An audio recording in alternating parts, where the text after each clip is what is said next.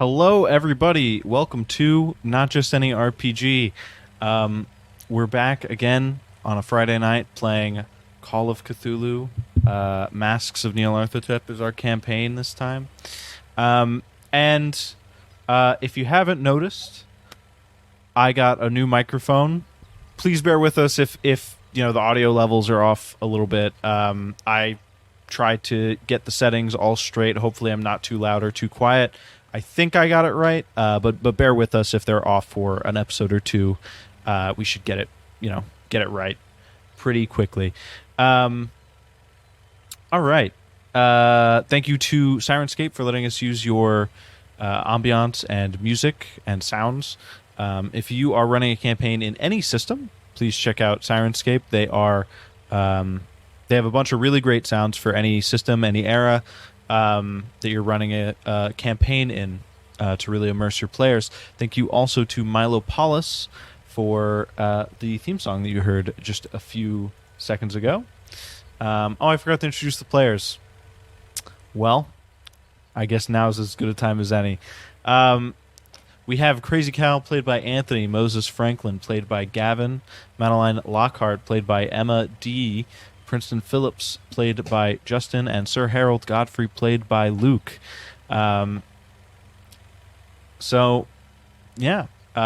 further ado, I believe we have a bit of a recap from the previous 2 weeks from Madeline Lockhart. To Reginald, I haven't heard from you since you contacted me to take over your wellness expedition. How's Amelia? Has she improved at all? Is baby Harold okay? Has the due date changed? How have you been holding up? I really didn't know what I was getting myself into, and I remember before I left America I hardly believed any of Amelia's notes. Now I can't believe how I didn't know any of this when Amelia was experiencing it. Why did she hide it from me? I've seen so many horrifying sights already, and I've been here a fraction of the time Amelia was here, and I can't begin to think of the burden those sights will have on me once I leave. On my first night, we slept in a farmer's barn, and a sheep transformed into a horrible monster that took brave Sam's life. Amelia's notes did not prepare me for how much of a nutjob Princeton is. He can't seem to handle much of what we've gone through. We met Crazy Cow, fleeing from the barn, and he's helped us tremendously. He really isn't that crazy, he just seems to be quite the pyromaniac. We are all on the quest to find a meteorite rumored to be in the abandoned mines. After checking through the mine, we happened upon a stone door where I found Henry. I think he was the essence of an ancient being. He warned me of the world ending and asked for my help. He occupied my mind and body to send a singularity to the middle of the earth to stabilize it so it wouldn't consume the entire world. Even to save the world, I wouldn't want someone else to occupy my mind ever again. I think I will grasp control for the rest of my life. Regardless, after learning that the meteorite was destroyed, Henry informed us of the monsters we awakened in the mines by saving the world. To escape soundly, we trekked on carefully, and then used dynamite to distract the monsters. We barely made it out alive. Finally, we met with Robert Mackenzie, who agreed to go with us to the coordinates we found in Dodge's diary to clear Arthur McClure's claims. We are a couple days into our journey there, and it has been a bit rough to say the least. Write me back soon. I will keep you updated. Send my love to Amelia. Everyone is rooting for her. Best, Madeline Lockhart. Okay. We rejoin our investigators after they have gotten ambushed near the top of a... there's kind of a ring of sand dunes surrounding a lowered part of the land in this desert. Up near the top of one of them, they were ambushed by a few people, cultists perhaps. And we rejoin our investigators as they are recuperating from this attack. Oh boy. Barely made out that one, didn't we? Godfrey, that I saw that with my own eyes, but you just shooting that man straight through the eyes, in between the eyes. That was very concerning. It looked cool. It was pretty cool. I like the cut of your jib, Godfrey.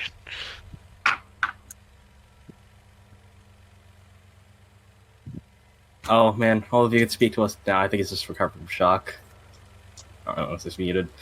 But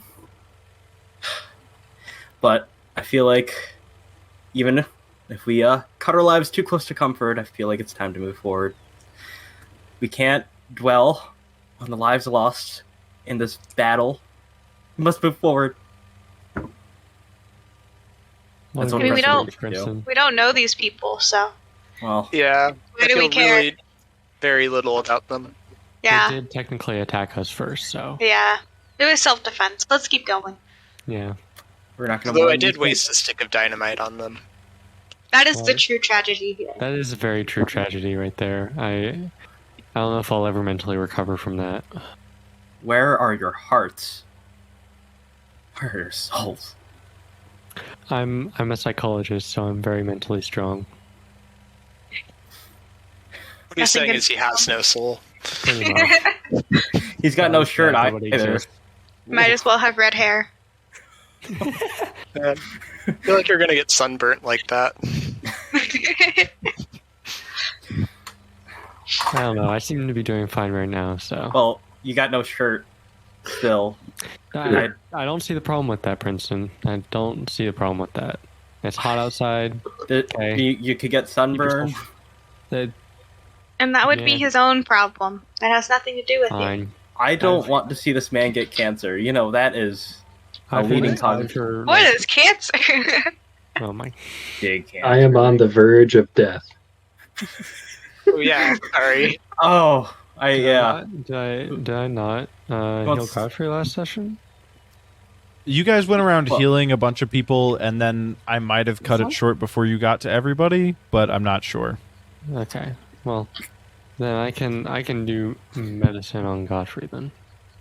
I can do Right. first aid. Tag team Tag effort. team. I need some first aid too. Oh my That is a hard success. Yeah, hard success. I got Medicine. extreme success for first aid, which doesn't matter. It's still Doesn't just a matter. 1. Oh, Godfrey, do you need me to put my hands all over you as I perform first aid? That's pretty. What? That's pretty. I've never performed first aid on anybody except for myself. Yeah, I don't know if I if think you're good. Princeton's certified in first aid. I've got a let's just say that I got a C plus in honors chemistry, so I think I'm pretty qualified here. And I got Uh-huh. I got a 60 in first aid myself. Just let anyone become a professor at they- Princeton, I guess. Why would they make an archaeologist take chemistry? Well, I was talking about high school, but I guess. Huh. Yeah, They didn't teach Rude. chemistry at my high school. really. I guess I can do first aid on you. I think Harold's as good as he can get right now. I can do first aid on you, though. I would very much appreciate Madeline Lockhart. I succeeded. You get 1 point. Was Thank Princeton you. on? 9. Thank you, Mr. Franklin, Mrs. Lockhart. That's Dr. Franklin? Anytime. I can walk on my own now. Oh, Alright, perfect. That's let's work for us, and means that we can get a move on faster. So let's go ahead and do that, shall we? I was thinking Let's. we like camp and go in the morning. actually, Oh, wait, is it night? is it night? I have no Oh, clue what time it is. Yeah, I don't think we talked about what time it was. It would probably be afternoon. The heat of the day. That's I mean, it bedtime is. for Godfrey. It is like just getting into winter in Australia, technically, and you're now in North Australia. We're gonna freeze to death. Technically, we landed in North Australia and then traveled south, didn't we? Yeah. You landed in. Well, you landed more like southeast Australia because you guys went to Sydney first. Yeah. and Well, then- North Australia would be closer to the equator, so there'd be less seasonal variation. Yes, this is true. Did not know that Crazy Cal was a man of science. Crazy Cal is a man of experience, and he's lived in Australia all his Yeah, life. yeah, I was so- gonna Yeah, say. he just knows his geography of only Australia. I know where Australia is in relation to the thing that goes around the globe. Okay. Round the globe. Round globe. Round. Gotcha. Anyways, let's move forward. And let's go around Australia. Or over this hill. So,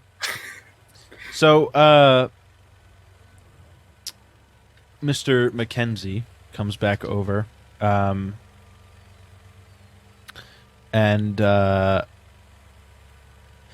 he... I'm glad that we've taken care of those ruffians. The bandits all the way out here in the middle of the outback.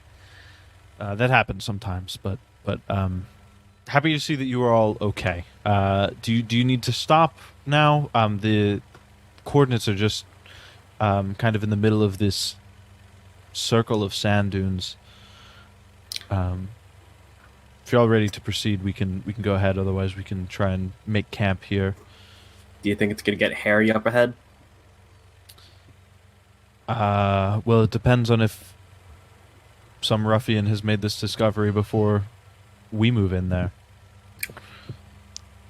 Oh boy. But I'd say we drink ourselves asleep and then go in the morning. Well, first, I don't really drink alcohol anymore. I bust out the Adler whiskey. Yeah, I'll get out the second bottle of moonshine. I'll sit alone in the corner, not drinking, because that's a sin, I think. Right? Maybe. What did Father Ducal He is an say? American. Is it prohibition still? Yeah. It is technically still prohibition. Oh, It's Australia that we're in. that's true. But he is an We're American. in Aus- I don't know. You could argue that you'd be breaking the law as an American, even if you're in a different country. I am a man of God, So and I'm if also he- an American. In that order. All right. Yeah. Good to hear, I guess. Very useful information. So is the plan to set up camp before you all head over? Yeah. I suppose that it would be perfectly reasonable for us to take a mental rest before going in and destroying our minds. Okay. Gonna take a mental and physical rest.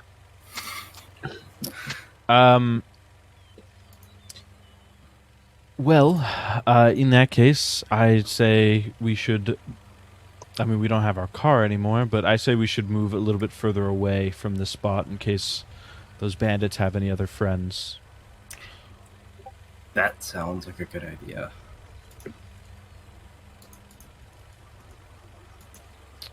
So, let's set up camp. All right. So you all move, a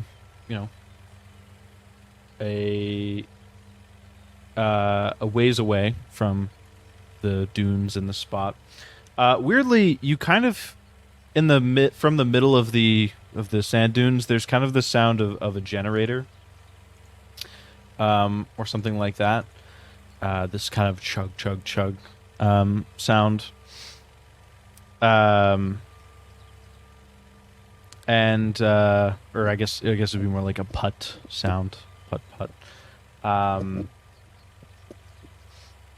But as you move away, that gets quieter, kind of fades into the background.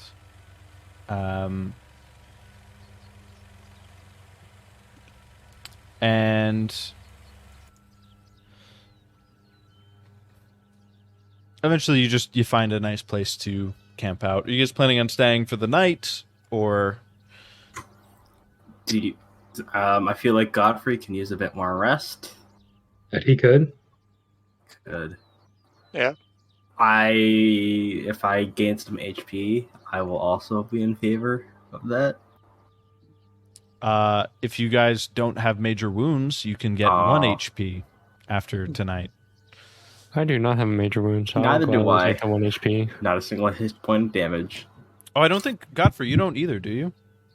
What did you say? Do you have a major wound? No. Oh, okay, cool. Yeah, because you were already low, and that's why you're so low now. Yeah. It wasn't that you took like a huge hit or anything. So yeah, if you guys sleep for a night before heading down, you will all get a hit point back. Beans. I guess I will survive this after all. That one hit point's going to make the difference. Really, really will make the difference. You never know. The night passes uneventfully. You've kind of, thankfully, the knowledge of Mr. Mackenzie, Professor Mackenzie here, leading you away from the spot where those bandits were. Perhaps that made a difference, perhaps it didn't, but the place that you found after moving away is certainly safe. So you're able to get a good night's rest. And you wake up in the morning, and it is a beautiful day. Beautiful brand new day. Sun is shining, the birds are singing. The spiders are crawling out of the forest. The spiders are crawling. The kangaroos are looking buff as ever. Kicking ass. Are there any cats around? No. Good. That's all I Well, need not to know. good because Moses told Princeton that he should try and be more brave when going up to like a cat or two. Dr. And so Norris. that's a good way of getting over his phobia, his irrational phobia of cats. I'll do that when I get back to America. Sounds good. There are plenty of strays in New York, I'm sure. Yeah. Who is left that has the favor of Bast? Who's left from that little adventure? Is it just Godfrey, or because wasn't Princeton like not there for that session? Princeton was kind of like, I don't know, going mad in a cage. Maybe. No, that was in Egypt. I think he was like, that was when he went to go meet up with Father Dupont. So I don't know what exactly the favor of Bast entails, but Cal has Sam's old figure. So Cal has the figure. Okay. I have a figure. I don't know who else has one. Right? What's that? I think it's Lottie. Yeah, I think so. Yeah. Lottie has Sam's old figure. You can say Yes. that Dang. Cal stole it from her. Lottie is still with us. She's just silent. And she's also sleeping at the camp, so... Yeah, she overslept. Okay, there we go. That's our canon reason. Lottie is not going to wake up. Alright, so while she's sleeping, Cal, we don't even have to roll a luck roll. He could just takes it and maybe he gives it to Godfrey. I don't know who he's going to give it to. Takes what? The favor of Bast. From The Lottie.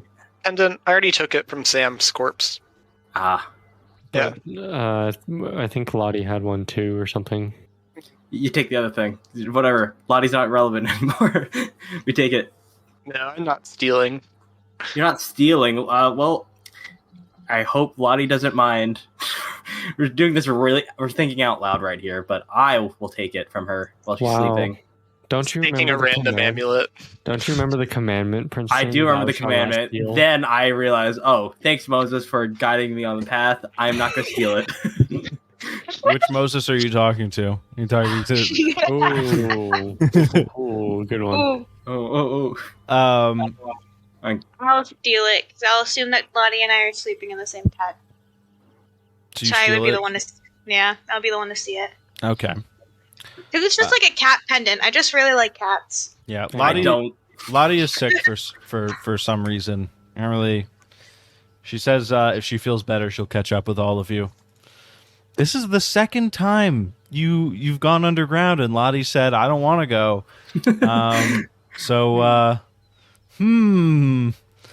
Maybe she's a little bit claustrophobic or something. Oh, punishment.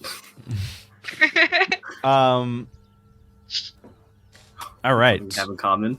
So, are you guys all ready to? Or I guess I should speak in character with Professor Mackenzie. Are we all ready to head down? I think so. I think I we've am. gotten a good night's rest and all prepared to go. I've got my notebook ready. I've got my Bible ready. We won't be making this discovery, but we will be proving one of the great discoveries of Australian history, if this is what I think it will be. So be ready to have your names in the paper, probably. In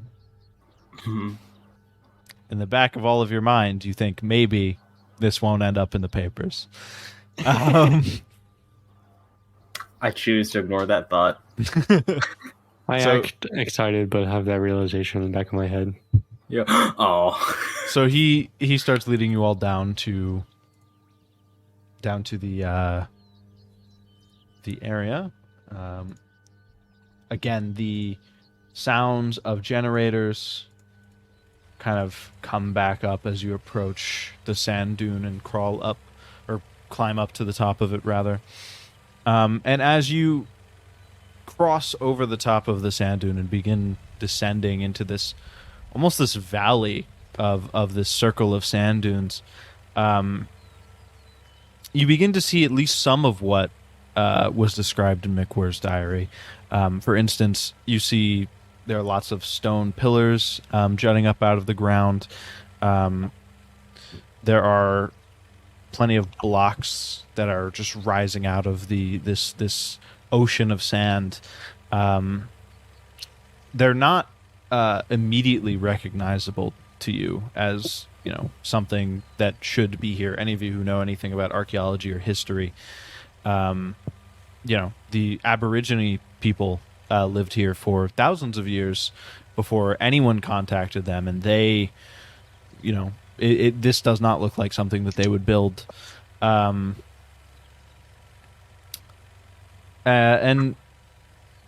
alongside this, you also notice lots of tire tracks leading down into this valley, and 3 trucks kind of parked haphazardly around at the bottom of it, with some barrels and miscellaneous supplies within the beds.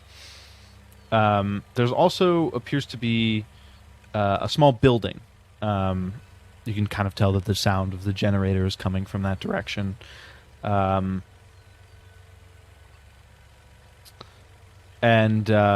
it's basically a shed built out of sandbags and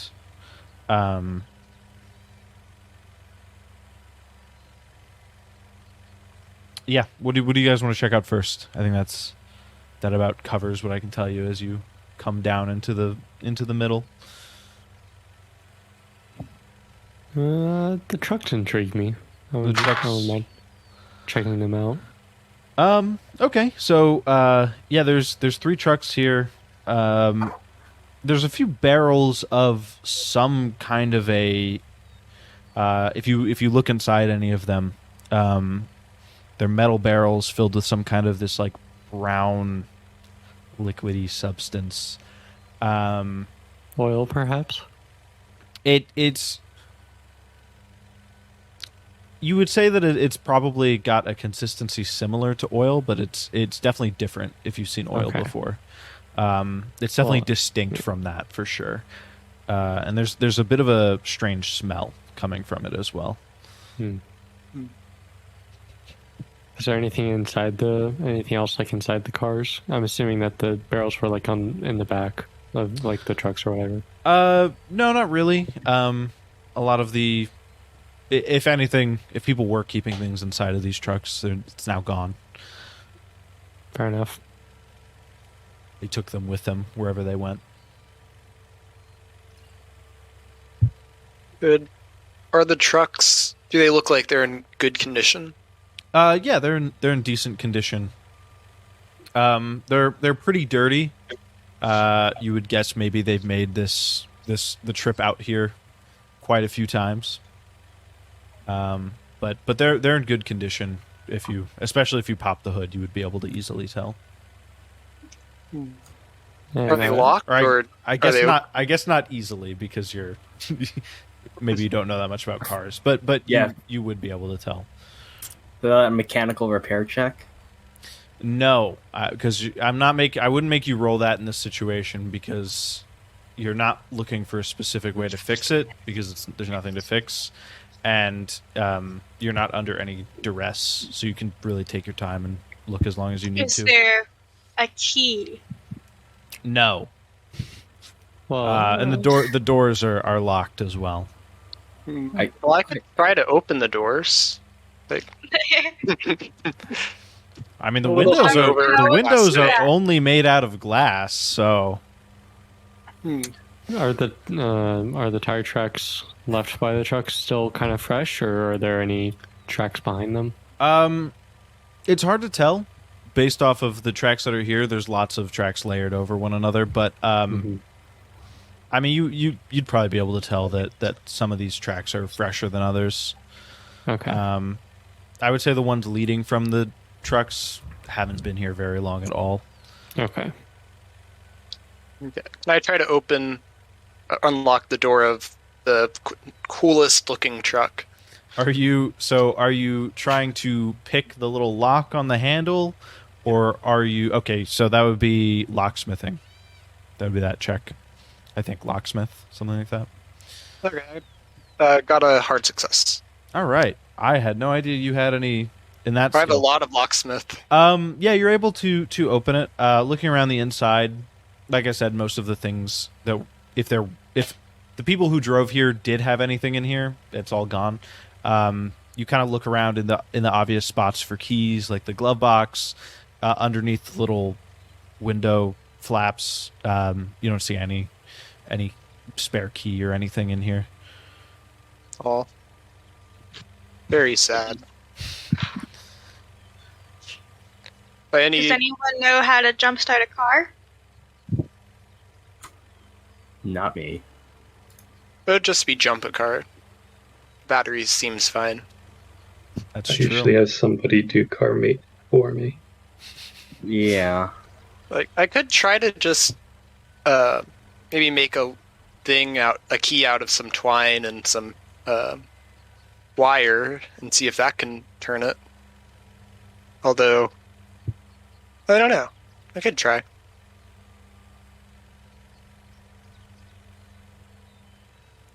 Well, what use would we have out of jump starting a car? Free truck? Well, Travel faster? Okay, but what would we do with the truck? We could Well- follow the tracks. well, yes. My guess would be the tracks are leading to town, or maybe some gang is using this place as a hideout right now, and they use these trucks to get to and from here. But I mean, jumpstarting one of their cars would be useful, but really only for when we're leaving. That's a good point. That is very true. I'm just gonna leave this unlocked though, for future help. Hmm. Thank That you, is a Mr. good idea. Okay. Does anybody else? Probably what's left to look at is the shed and the stone blocks and pillars and stuff. I want to look in the shed. All right. Peeking inside the shed. I don't believe there's a lot in here. For the most part, kind of what's in here is. Is there a key? Actually, you know what? Roll me a luck check. Sure. Oh. Ooh. Ooh. I rolled a 14, so Wow. Okay. So that passes, I'm guessing. yes. Yeah, sure. So there's like a thing for keys above the. When you open the door, there's the generator is to the right when you walk in. Above that, there's like a rack for keys. There's several keys on them. You're not sure Take what. all of them. Okay, I was gonna say you're not sure what they're all to, but I mean, I guess you get around that by taking all of them. Yeah, around the rest of this room, there's a few more barrels in here. There's the generator. There's the rack. There's not much else in here. Aside, the wires from the generator are going down a wooden staircase that goes down into the sand. It's not looking good. Oh, I'm very scared. is there a shovel in there in the shed? No. The wooden stairs are not covered in sand. I just mean they're going into the ground. I really don't like sand. It's coarse Oh, and so rough. there's Gets everywhere. It's a the hole cord- with stairs going down. Yeah, and the cord is Okay. going down into the hole. Is the cord covered by the sand, or is it just like on top? No, nothing is covered by sand. I just meant like into the sand, Okay. as in the ground is sand. Yeah, I thought you meant more of like the stairs go down and then the cord follows, and then there's sand No. covering the cord. Nope. I got it now. I'm gonna call some people over, be like, "Hey, come look at this," and then I'm gonna walk down the little stairs. Okay. Okay. I come right behind Madeline. Hi, Madeline. Hello. Isn't this weird? That is very weird. I don't like Let's sand. Let's follow this cord and see where it goes. I Let guess us I'll follow y'all too. Crazy cow. Okay, hi. I can't let y'all have all the fun. Okay, well, I mean, is Moses here. Mackenzie as well is certainly coming. Okay. I'm just saying, guys, I've been at this a little while now, and our track record in underground mysterious areas has been very, very bad. No, you're not gonna walk out on us now. No. 100% chance of something bad happening to our group. I don't think we've gone underground yet without anything happening. Godfrey, Well- you're not gonna set this out. I think Godfrey is right. We should be mindful. I'm not saying we should not go down. We have to prove. Well, I have to prove my friend right, so I need to come down here. But I do think we should be cautious. Yeah, I'm just saying that the guy with the dynamite's going to go in front of me. Okay, that's fair. And I'm assuming Moses, you're coming, right? Sure. Yeah. By the way, I want to ask you to try and refrain from using that dynamite. Oh, we'll die. This is, well, first of all, we're going underground, and second of all, these are ancient buildings.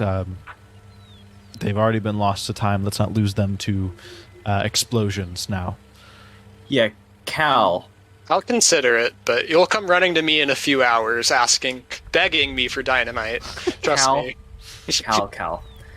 We can't lose more of our artifacts. I'm gonna have to ask you to leave your dynamite somewhere that's not here. I'm taking it with me. You.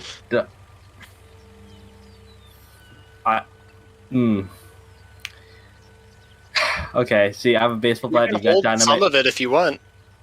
Can I? Oh. These don't have to be Everyone- magical, right? Would feel safer if we had dynamite. Just on the back burner. Last resort. Well, if you give it to me, some of it. Well, if you put it like that. If we give it to you, you might not. Godfrey, are you vetoing the dynamite to Princeton? Yes. Sorry, Okay. Princeton. We've been together too long. Yeah, I think I'll hang on to it. It'll be safer in my hands. All right, but don't come crawling back to me when you guys need some dynamite. And well, you go to Cal first. But if Cal's not here, don't call crawling to me. But you don't have any dynamite. Okay. I'll do my best not to. Okay. I guess venture forth. Okay. Please. So, you all start descending down the stairs. And Something that immediately hits you after a few moments is just how far down these stairs go. They do go quite a ways, which is initially surprising. You kind of expected this. If this is as it is described in the journal, and with all of the pillars and stones reaching up out of the sands, you kind of expect it to be closer to the surface. But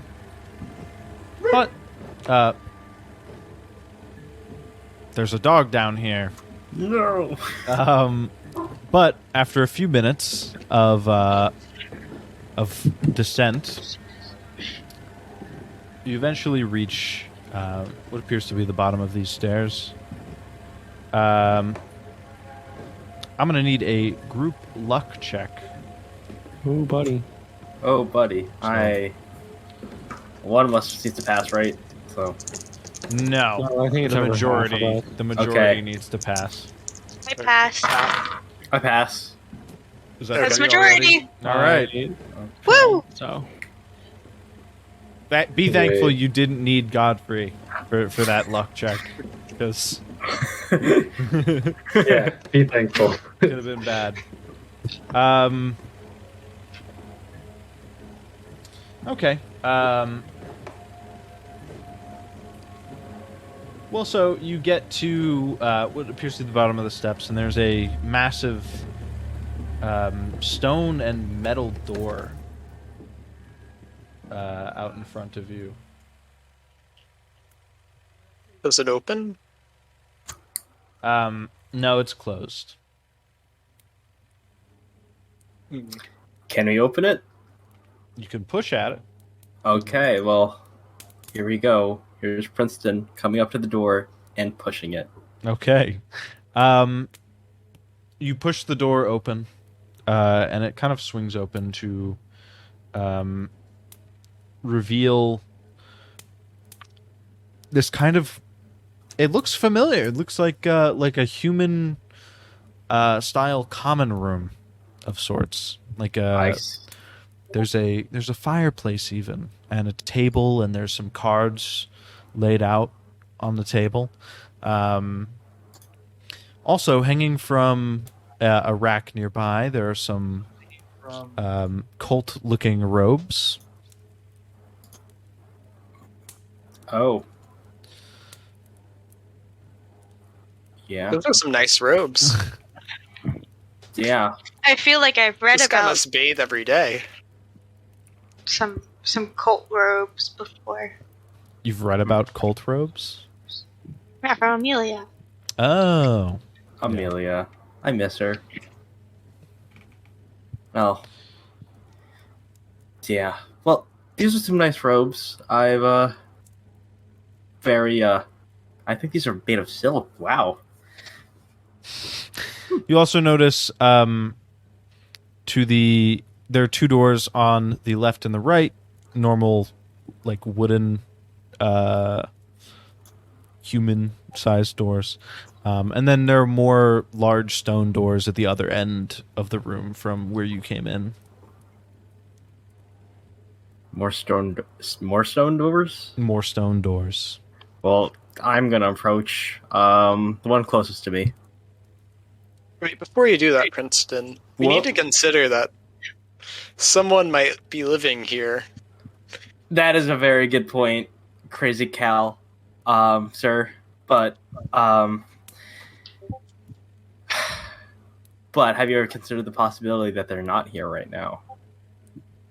Should we? Okay, do you want me to investigate this area? Because we can do that, and then we can push.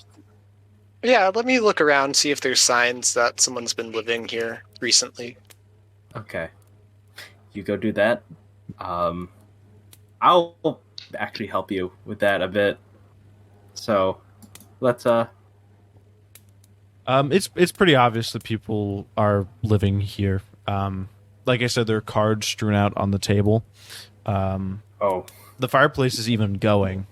no! So,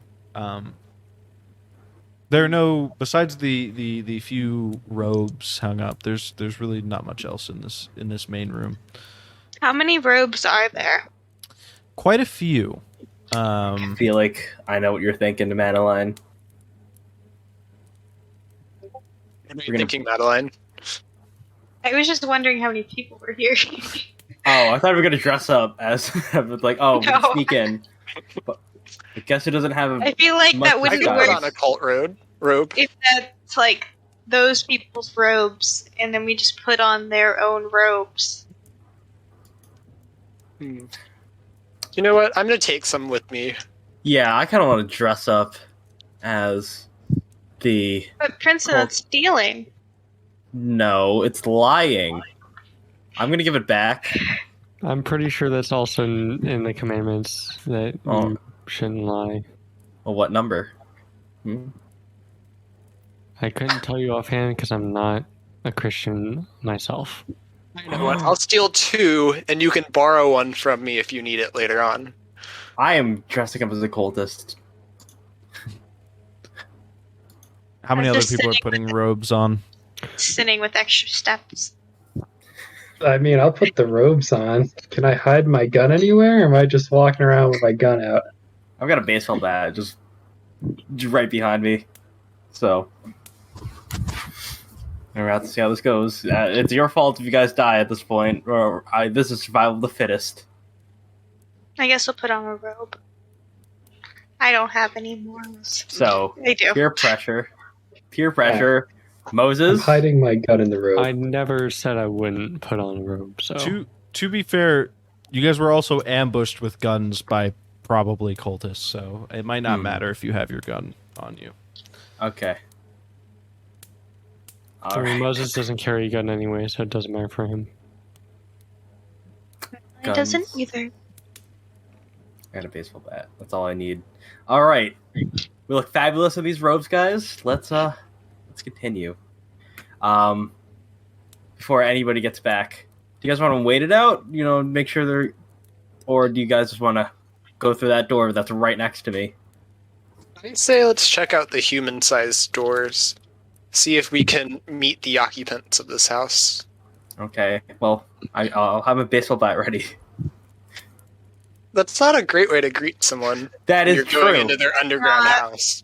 Okay, I'll just like hide it behind my back. I'm like, Like y'all saw how I took it when y'all invaded my overground house. Kyle okay. coming in with the life lessons over here. Wow, I don't know. Don't walk into people's houses with a baseball bat in your hands. Rule number 1. Okay. Well, that's fine. Fine.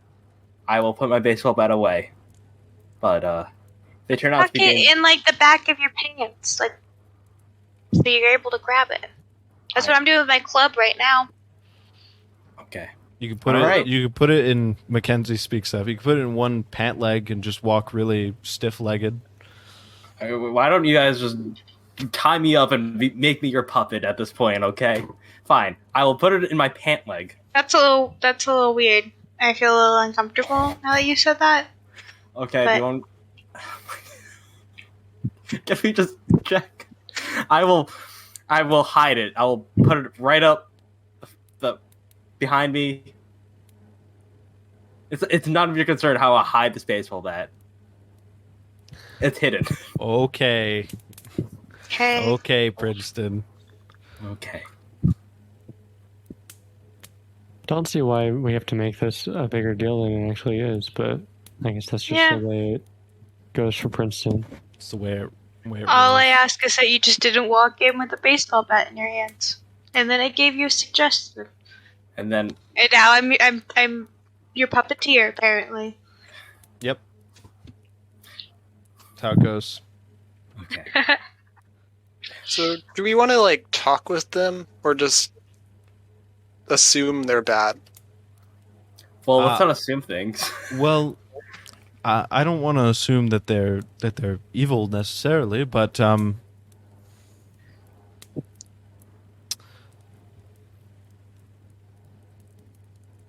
I mean, they're squatting on That is true. one of the greatest discoveries in all of Australian history. I think it would be good practice to at least try and engage peace rather than engage war immediately. I am in no mood to attack people at random, but so let's avoid doing that. But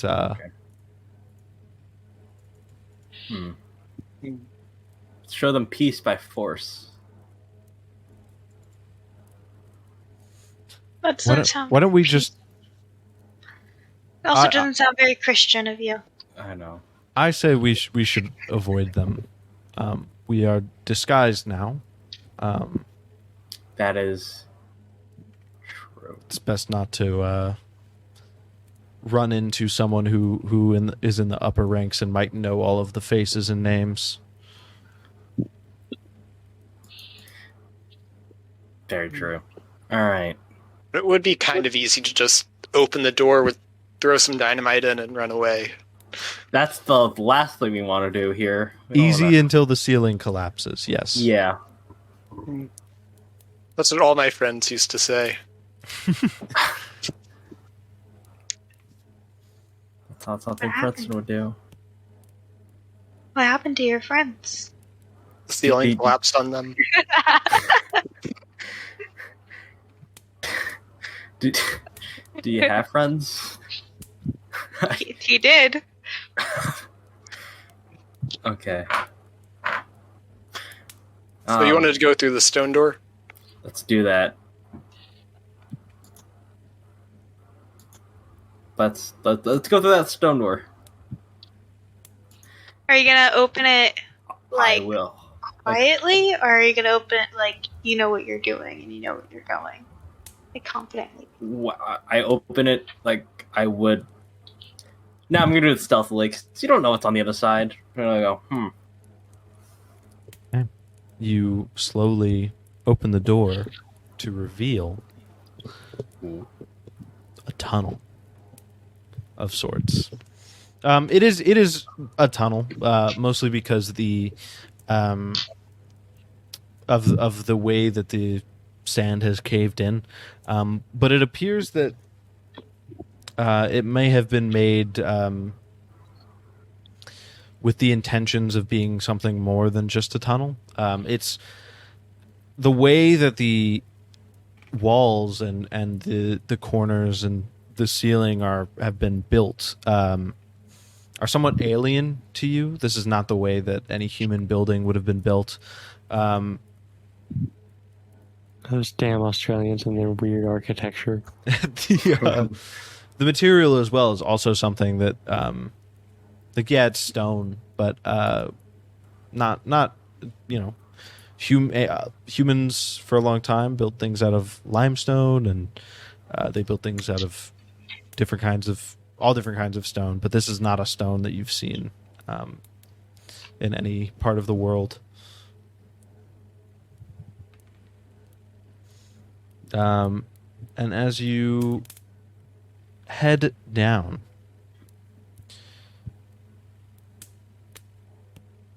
there are lots of these other heavy stone and metal doors along the sides of these tunnels. And I was going to say, as you walk through them, if you decide to enter any of them, lots of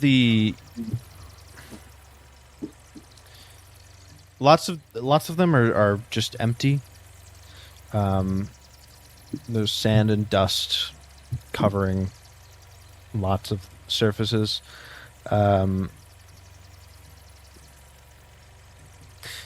It seems almost like these tunnels aren't just tunnels, like I said before. They seem to be connections between the rooms, and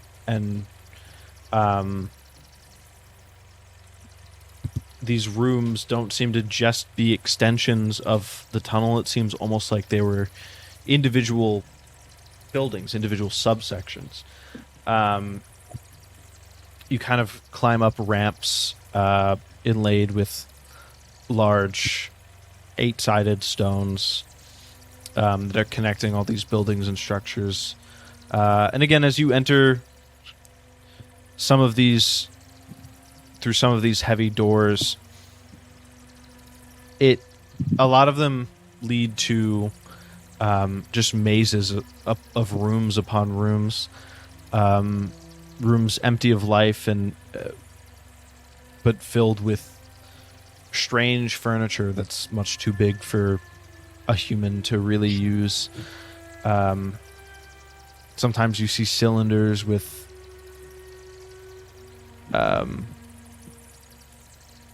you see art that is made out of the previous inhabitants of these rooms. 10-foot high beings with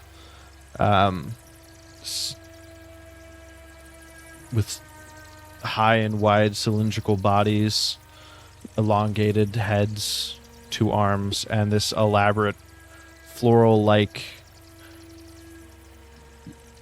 organ of some kind on a 4th symmetrically placed appendage on its body. As you walk through these mazes of rooms and tunnels and everything, and see these curious and strange and archaic furniture, as well as seeing these depictions of these beings, give me a sanity check. Here we go, boys. And then you can also, if you would like to know the true name of these beings, you can roll a Cthulhu Mythos check to see if you recall it. What do we do if we pass? I failed, and I'm pass- definitely insane. If you pass the sanity check, Yes. you lose nothing. Cool. But You failed. failed. But I passed my Cthulhu Mythos check. You did. I did. These are members of the great race of Yith. You also would get the feeling that you have personal experience with these beings. Something about their qualities remind you of someone who once inhabited your mind. Henry! All What right. happens if I roll a 100 on a sanity check? That's just a failure. But Okay, cool. all right. So if you fail, you lose 1d3. And Emin and- definitely insane. Princeton is indefinitely insane, so he's going to get Yay, progress an lost. insanity. All progress is lost. There's Yeah. no hope for Princeton anymore. Go ahead and D10? roll me a D100, Princeton. I found another 60. table. 60. I lost. I'm out of space for all my phobias and manias. So, comma. This is going to be kind of a longer term one, and I'll let you do with it what you will. I'll send it to you. Can't wait. There you go. It might never come up unless Princeton brings it up, but it's an interesting one. So,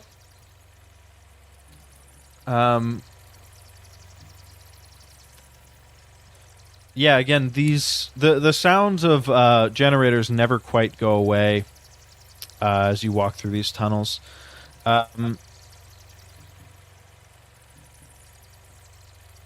I will say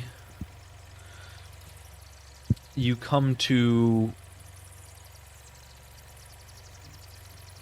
there's a left turn here and there's a left turn further down, and I would let you choose what you wanted to do, which way you wanted to go.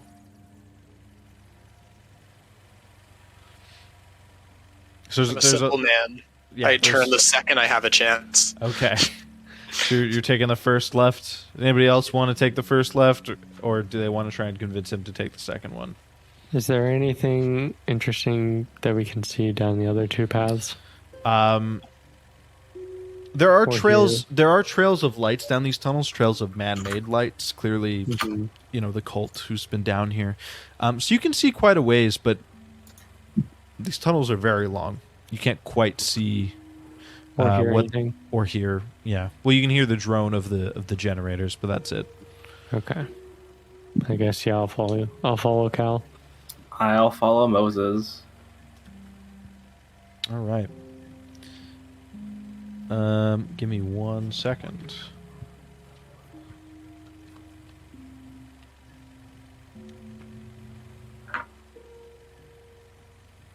Yeah, well, let's just say that I don't like archaeology anymore, guys. I don't want to be an archaeology professor.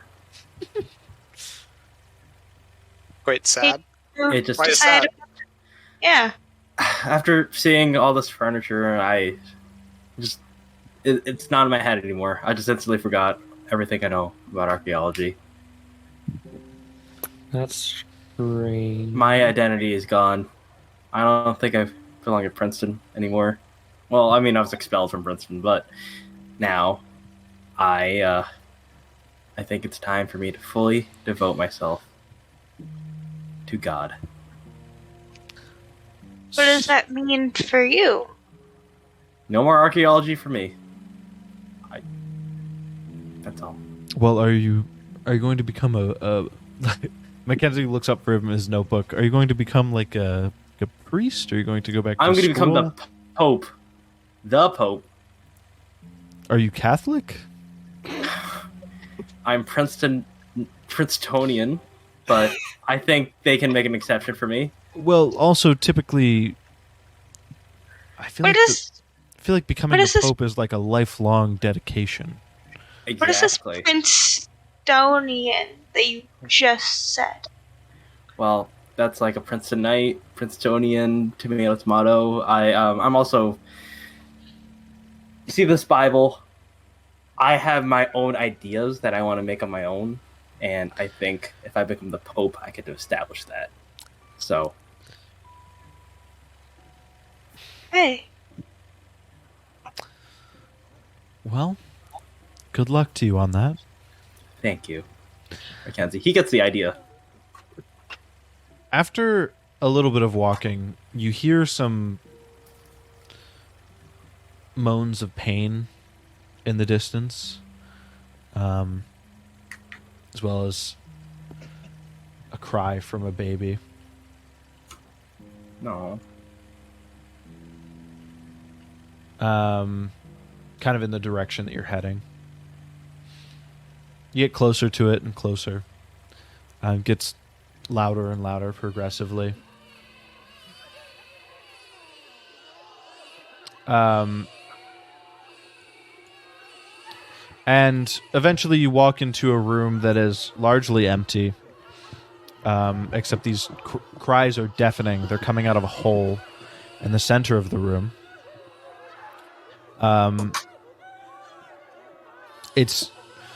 The lights are all along the outside of this room to where if you get close to the hole in the center, you can hear the cries, obviously, but you cannot see the bottom except for light rippling and just some movement down at the bottom of this hole.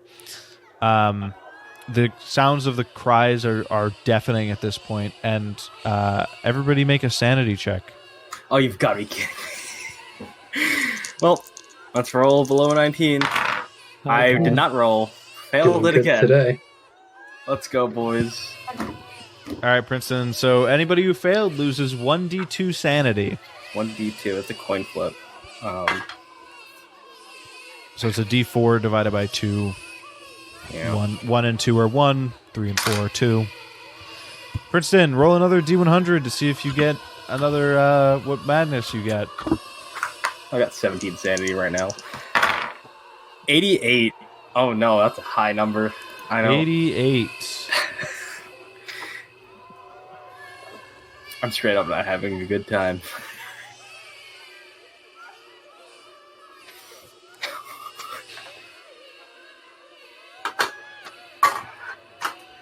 Okay, let's send this to you. This one might come up. Oh my god. Mm-hmm. Did nobody else lose sanity? No. Oh, fun. I think that's good. Oh my god. This is a very mechanically focused one, so if you have any questions, let me know. But I think that one, you should. It's pretty self-explanatory. So what's the plan? So can we not rescue the baby? You can't quite see the bottom of the pit. You can try. Can I fit in the thing? Well, it's a hole in the middle of the floor. It looks very deep, but you can't see the bottom, so you're not sure how deep.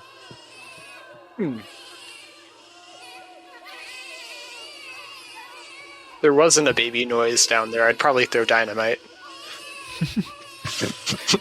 Are we sure that's a baby? It sounds more like a cat. A cat? I guess you're right. I hear cat noises instead.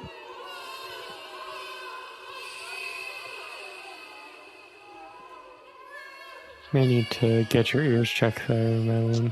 Cat noises? Princeton. That's just what I hear. Princeton, what Stop, I stop. tell you? No. Right now Nope. is not the time. Okay, fine, Don't- then they're babies.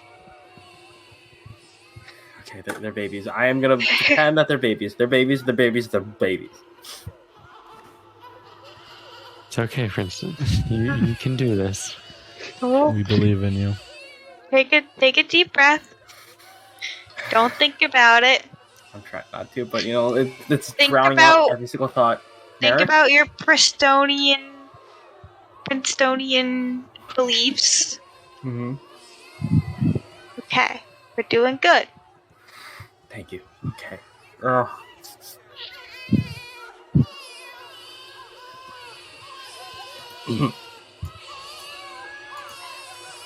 So is there a door inside the room, or is it just this? There's another door on the opposite end of the room from where you came in. You guys just gonna leave? Yeah. I don't know. If someone has rope, I could maybe go down there and see if it's safe. I don't know. I do not have any rope. I would not have rope, I don't think. Not me. I got a gun. Well, I had some rope in our car, but that kind of blew up, so I'm not sure if that would be of any use to us anymore. Okay, then we'll let this be someone else's problem. Or, we could notify the authorities later. He kind of yells down. He's like, "Don't worry, we'll send some help."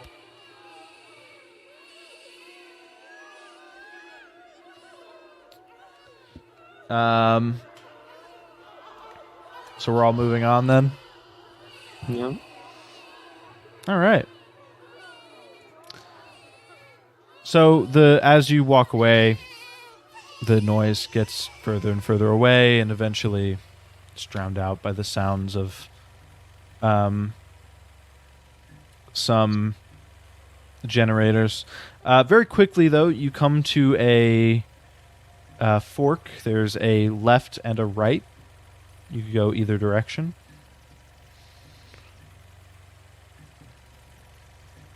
Let's go to the right. I think that's too obvious. We took a left, we should go left again. Do you guys want to go in a circle? Is that what you want to do? I like Cal's reasoning here. I think it makes sense. Just simply because he's not Princeton. Is that why? No, No, he just seems way more confident than you are. Yeah. His confidence level is like way up here, and yours is just Yeah. like, the whole cat thing, and then I'm you sorry. It's hard to believe you. You also tried to punch me in the face that one time, Okay. and Alice never punched me in the face, so I gotta go with my gut here. Alright, let's go left. Let's go left. Fine. Just ignore what Princeton's saying all the time. 100% of the time.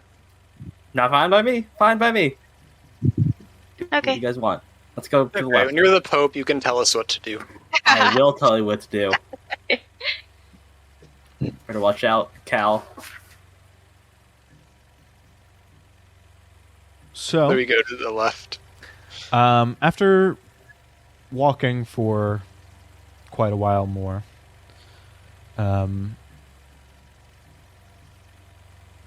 you eventually find your way. Is there not a sound for this? That's weird. You eventually make your way to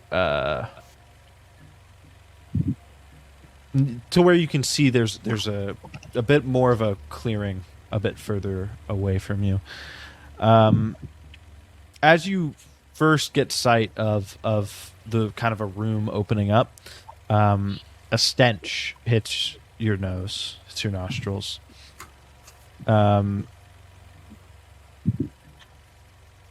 Along with that comes this distinct sense of unease. There's something's not quite right about the area up ahead. You're not quite sure what it is. But as you kind of enter this clearing, it appears to be like a plaza of sorts at first. But then as you kind of really get into the room and take a look around, kind of at the center of this room, there is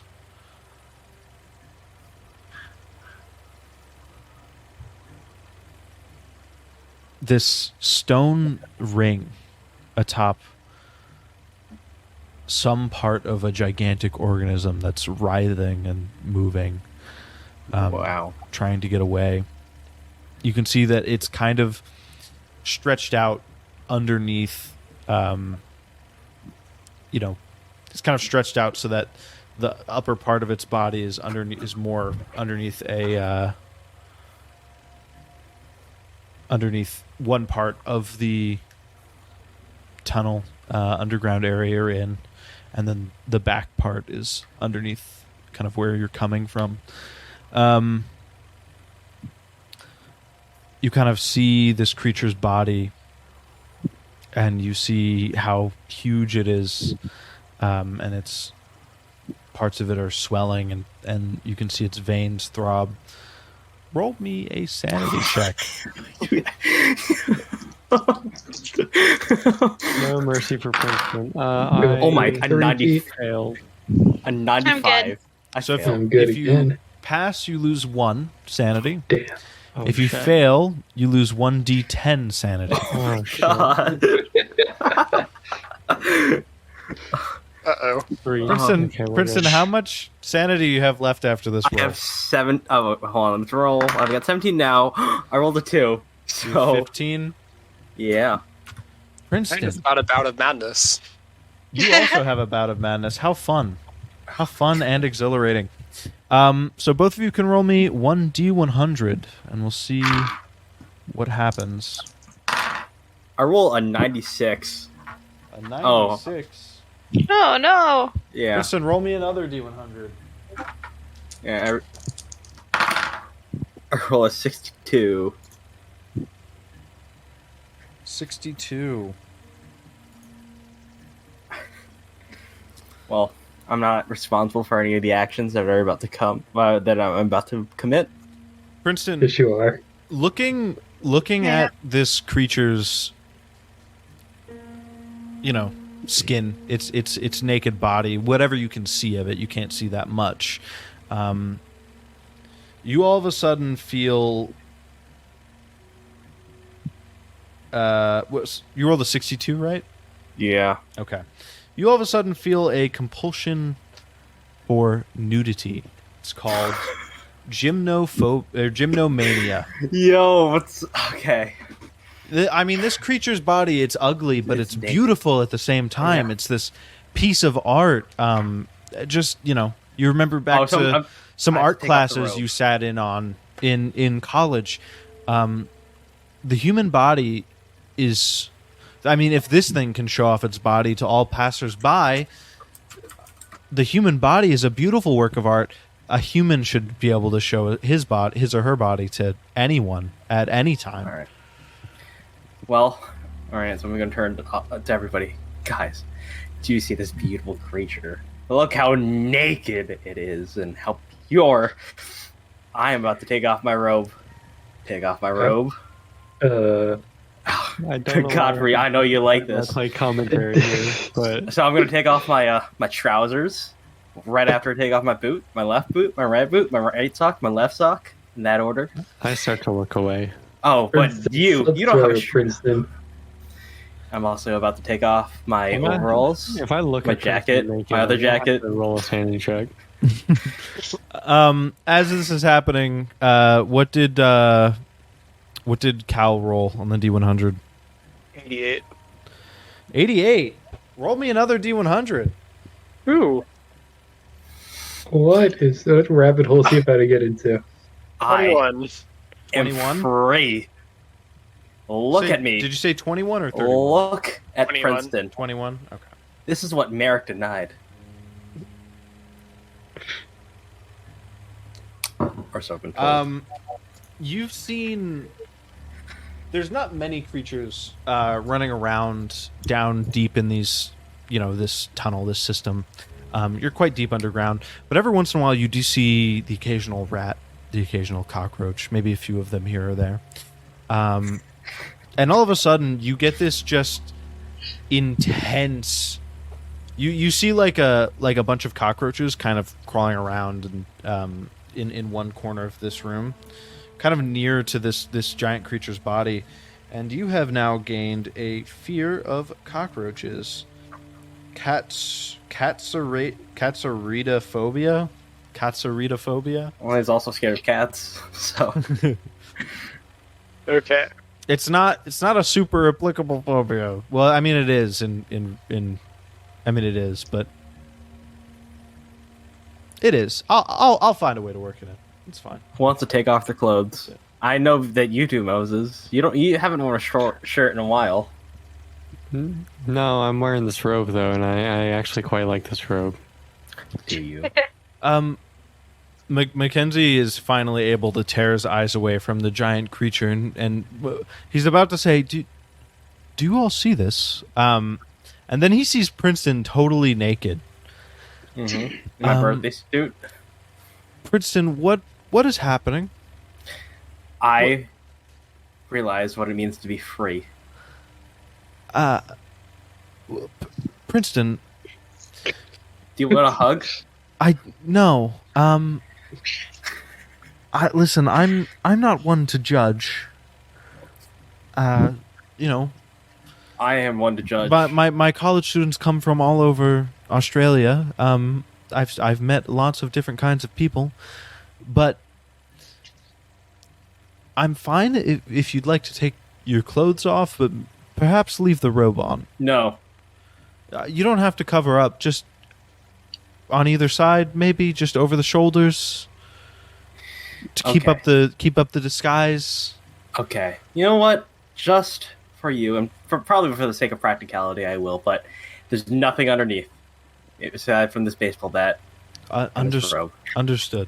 So you're just carrying around the baseball bat now, or do you have your pants folded over your arm and it's still in them? I am gonna wrap it around me. I'm gonna take my shirt and just wrap it around like a sash, and have my baseball bat like that, tucked into it. Yeah. Wow, very ingenious of you, Princeton. That's what they call me.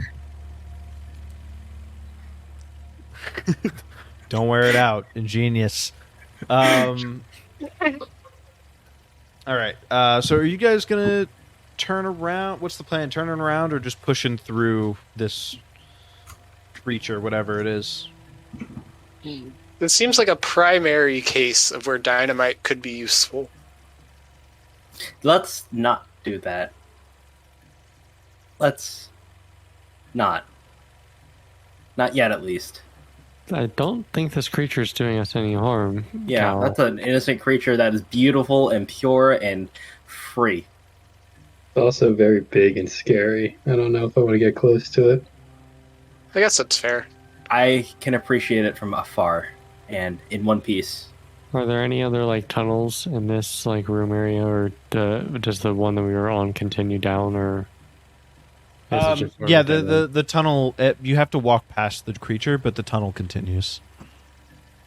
could I try like sort of slowly like hugging like the edges of the wall, like try and walk around the creature? Yeah, absolutely. It doesn't take up the entire room, so you'd be able to walk past without hugging the edges of the wall. But if you want to be as far away as possible, sure thing. Just to be safe, because I Yeah. don't know what this thing entails. All right. Is anybody following suit? I'll follow. I'll follow. All right. Robert McKenzie looks absolutely like bewildered, but also intrigued, and he's following suit.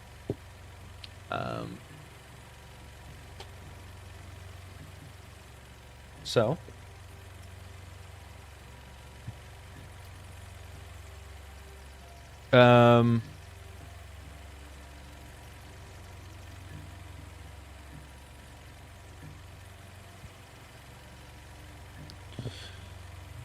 after walking for quite a bit longer, a number more minutes, you do see quite a ways away, there's another room.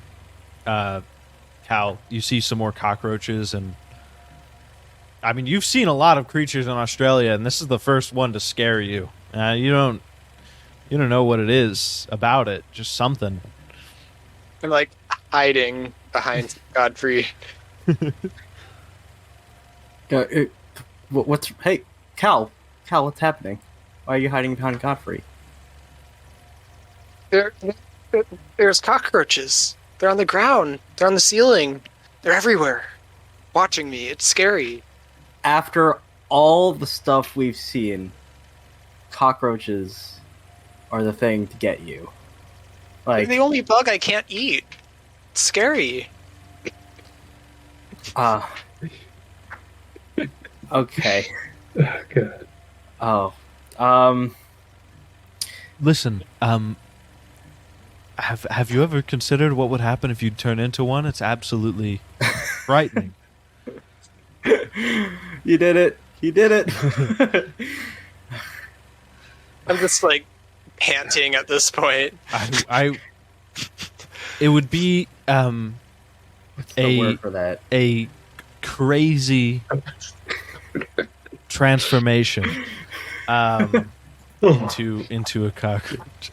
By the way, the German name for the metamorphosis is it translates directly to transformation, not metamorphosis. Nobody was gonna get that joke, so I had to explain it. It was just a joke only for me, so I had to explain it. Professor, I don't know why you Die would, Verwandlung. I don't know why you would encourage this irrational fear of his. It's clearly not healthy for him, and you're just making it worse. Listen, it's that's probably true, but I mean I wouldn't call it irrational. Cockroaches are nasty creatures. I agree. They carry disease. Oh no, you are stoking the flames of what seems to be an irrational fear. If there is something to be afraid of, it is cats. This is not what we should be focusing on right now. We should be focusing on the task at hand. Then what do you do when you feel fear? I pee no. myself, but considering I'm all out, Princeton is afraid of a lot of things at this point. Yeah. So I'm afraid of small spaces, and right now it's been kind of quelled down a bit, but cats and clothes, they don't mix. So you just, whenever you see something that you fear, you just like burrow it inside of you and let it grow until It becomes I'll try that. traumatizing.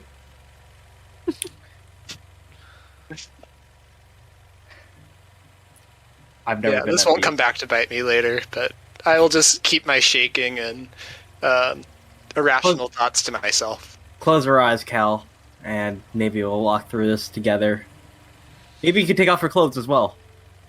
Just a suggestion. I quite like clothes, though. I mean, Although seemingly one of the few people in this group that do. it just gets I in the like way him. of things. Princeton, you're making me uncomfortable now. You're trying to get everyone else to be naked. You can be naked. That's your own issue. Why are you trying to get other people to be naked? Because it's freeing. Thank you very much. The only time I've felt as free was when I first met with Dieudonné Dupont, and I felt my soul being free. So, yeah, that's a you problem. What did he do to you? I know he's a Catholic priest, but no. Sorry, Catholics, had to do it. That is a somewhat convincing argument, but I will continue to stick with my old ways. Okay. What, it's all about baby steps. If you got a watch on you, take off that watch. Or a glove, anything like that. And if you got a hat, take that off as well. Baby steps. So, as you're having this conversation, you walk into a new room. This one, the lights...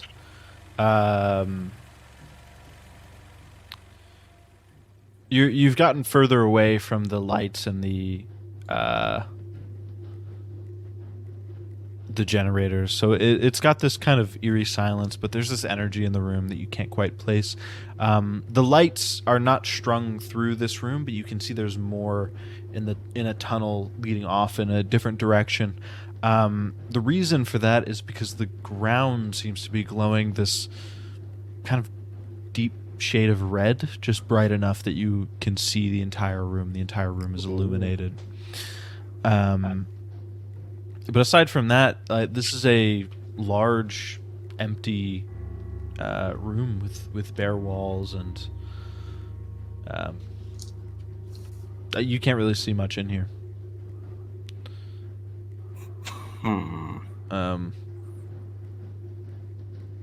It's the one thing that's interesting about this room versus like other empty rooms you might have seen in these tunnels is that the glowing red, but also it's clearly unnaturally made as it's cut into an octagonal shape. Like, most of this is unnaturally made. It was made by something. These caves aren't organic, but they feel a little bit more organic because they're a little caved in and stuff, and they're underground. But this room is almost eerily non-organic, or non-naturally occurring, rather. Inorganic? Well, it's rock, so I don't believe it would be... That's the right term. Chemistry. That's why I changed it. I don't mean... I just meant that's why I switched to non-naturally occurring.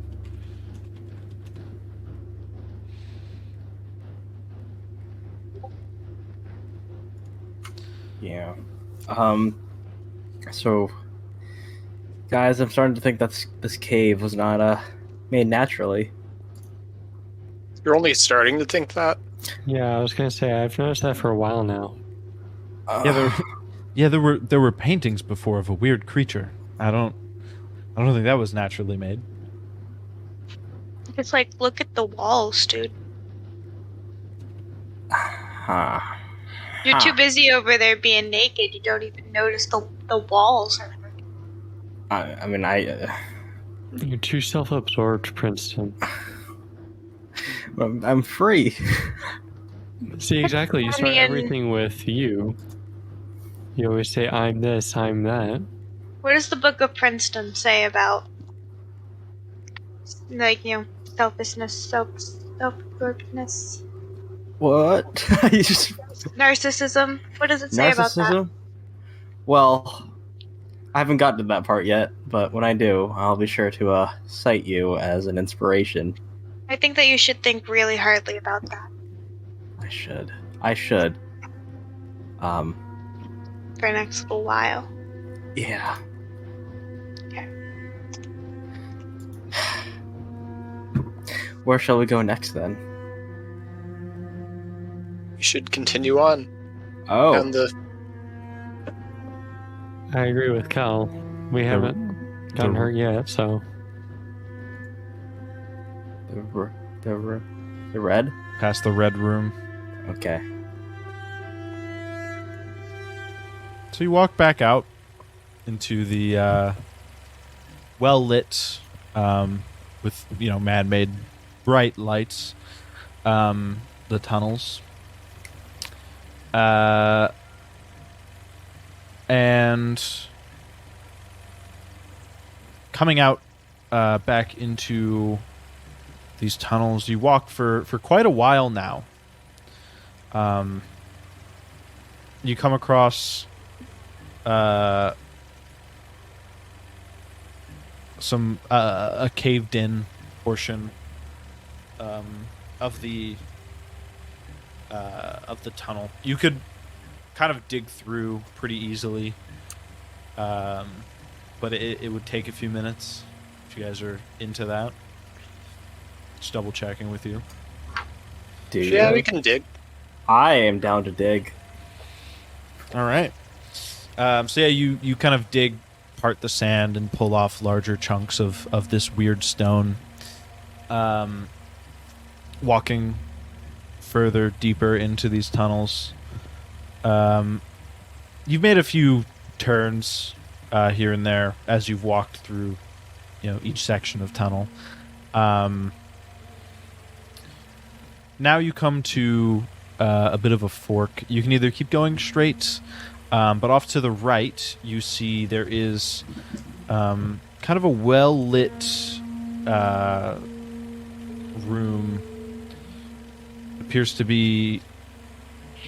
It's pretty close to the right. It's a ways off, so you can't see all the details, but appears to be made out of stone bricks or something. It's something else that appears to be kind of man-made, or at least man-altered, unlike the rest of this, which is archaic and not anything you've seen in human architecture. Well, considering that room is very well lit, let's go to that room. okay. Okay. Okay. So you all turn right, head down the hallway.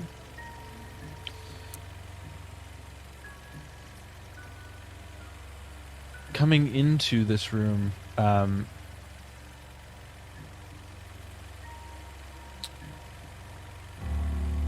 it's relatively wide. It's wider than the tunnel, certainly.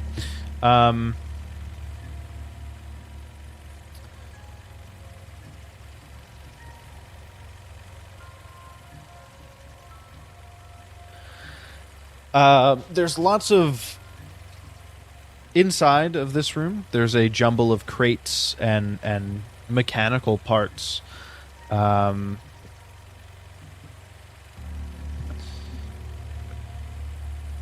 Looking around, if you're looking for spare parts, perhaps this is the place. But it appears to be pretty advanced just from a once-over. You can roll an electrical repair roll to see if you know more. But just from this once-over, it appears to be pretty advanced.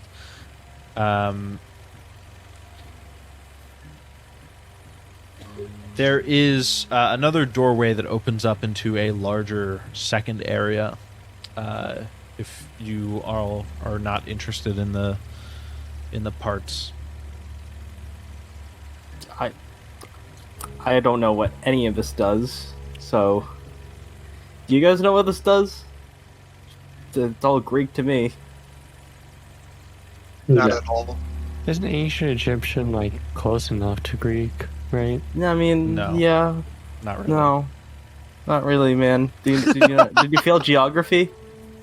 Well, I'm a psychologist, so I didn't study. That would also not really be geography either. that. Yeah. What would that? The study of Cartography? languages. Oh, wait. Yeah, he's talking about language. Oh.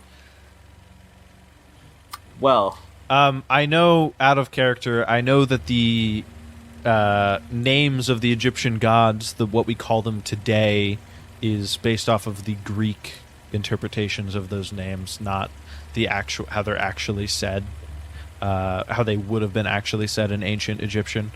But that's pretty much most of what I know about the language of the ancient Egyptians. This is just Moses not like just trying to like say, "Hey, Princeton, don't you know a little bit?" Like wink, wink, nudge, nudge, but not actually understanding the scope of it. Yeah. And then, oopsies. So. Well, yeah, go ahead. no, I was going to describe the second room, but you guys haven't walked in there yet, so I'm not going to. Let's everybody in favor of going to the second room. Follow me. Let's go. Okay. This is a much larger area.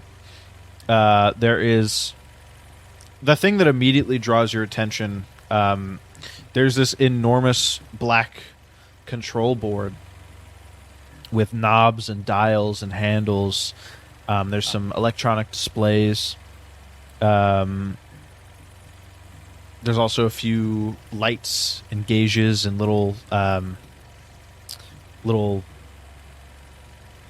like knobs and measurements of different kinds. There's little needles pointing to figures.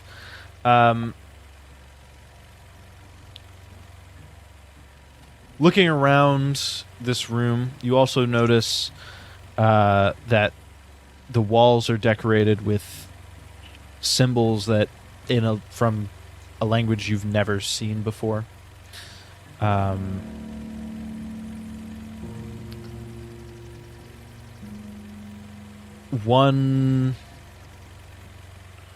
forgot to mention this about the control board. Oops. One portion of the board is open. There are conduits and connections that are dangling out of this open panel.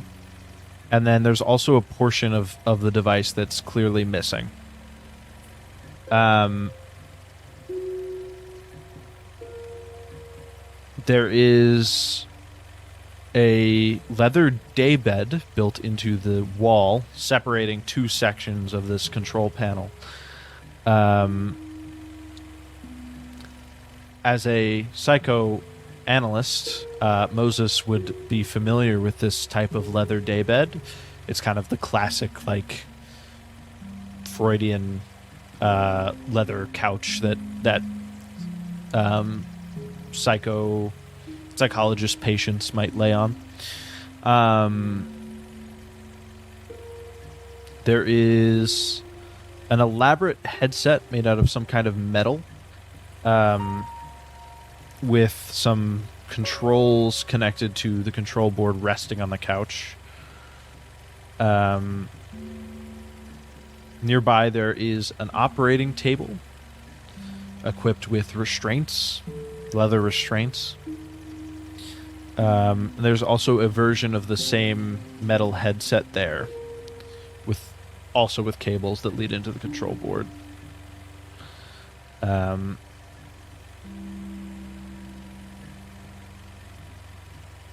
So that's most of what's in this room. It's literally like there's a couch and an operating table, and this control board that takes up most of the room. There's another archway that leads into a third room as well.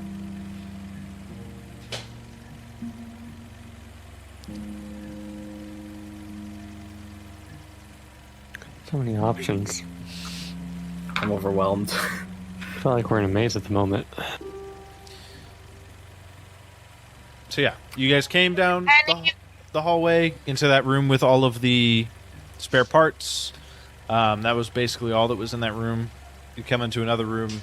There's this huge control board with some missing pieces, and a couch with a remote control and a headset, and an operating table with restraints and a headset. Are there any, like, tools or anything? Like operating tools? Not really, like no. Looking around, that's what you expected to see. This is an operating table. Maybe they're, performing operations on people who don't want them, or maybe, something of that sort. But it doesn't appear that way on closer inspection. There's no, tools or anything that would facilitate an operation.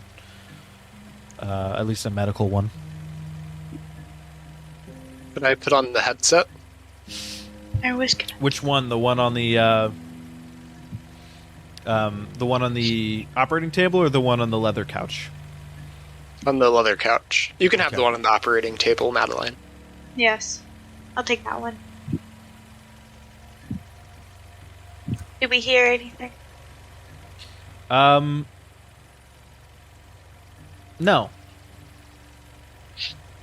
Not right I now.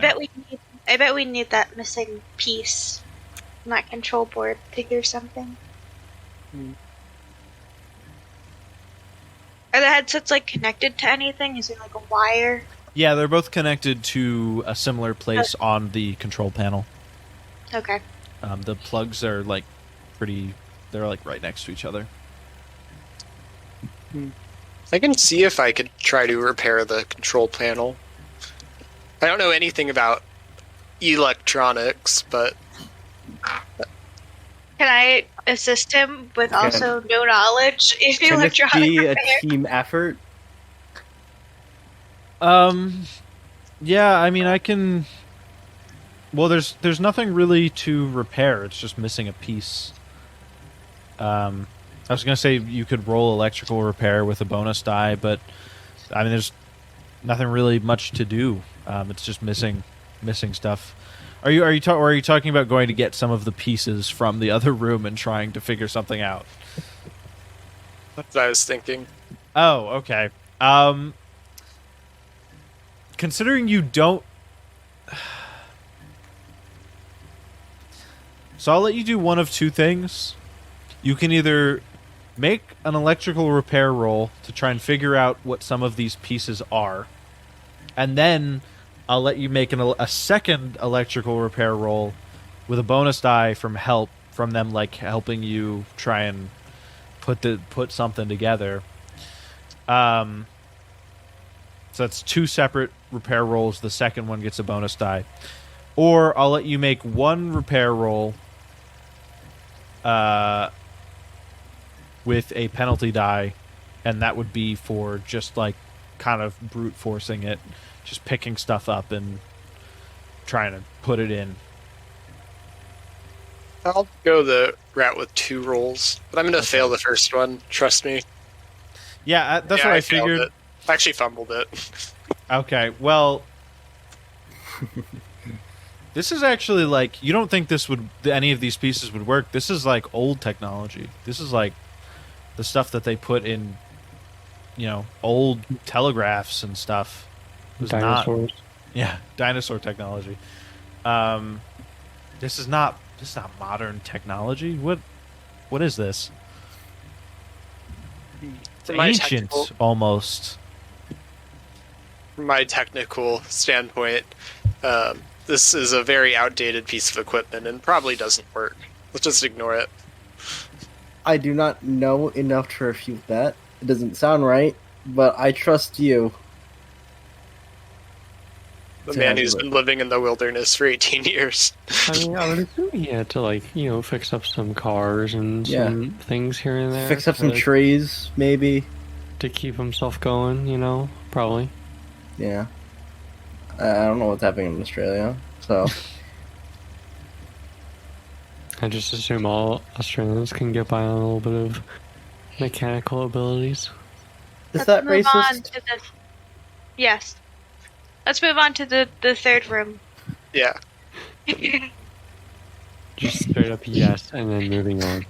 So, as you move to go to the next room,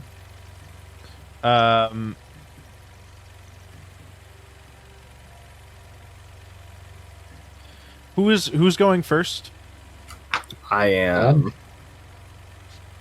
Zornico, Why would we Princeton, let taking the Why lead. would we let the insane man go first? Well, we don't necessarily know. Well, I mean, we can get subtle hints, but we haven't we don't exactly know that he's insane. But Okay, well, yeah, you guys don't I know with the that. blind leading the blind.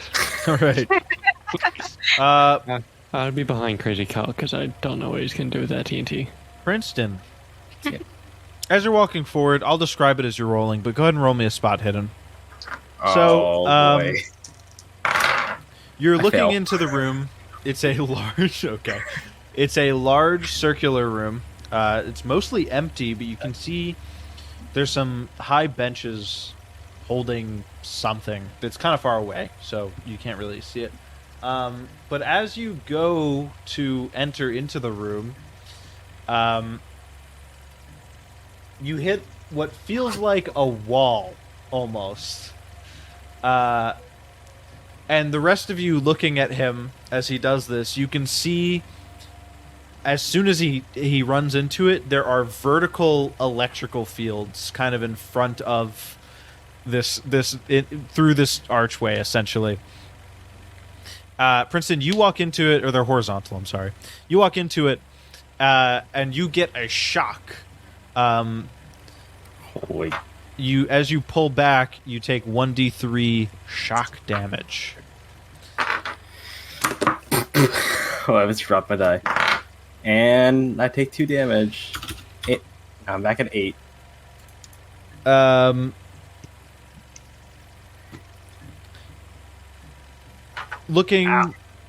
Upon closer inspection, after, I guess you can, if you're going to roleplay something, go ahead. Ow. Wrong, Princeton.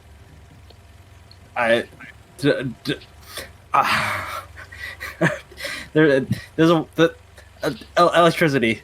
Shocking. Don't walk. Good one, Or- Princeton. As you say all this, you see kind of out of the shadows off to the left side of the room ahead of you, a large figure comes forward. Oh, no. You kind of see there's a hand shape that picks up a metal device of some kind. You can't really see because, again, it's in the shadows. But looking into it, that's the electrical field, sorry. Looking into the room, you see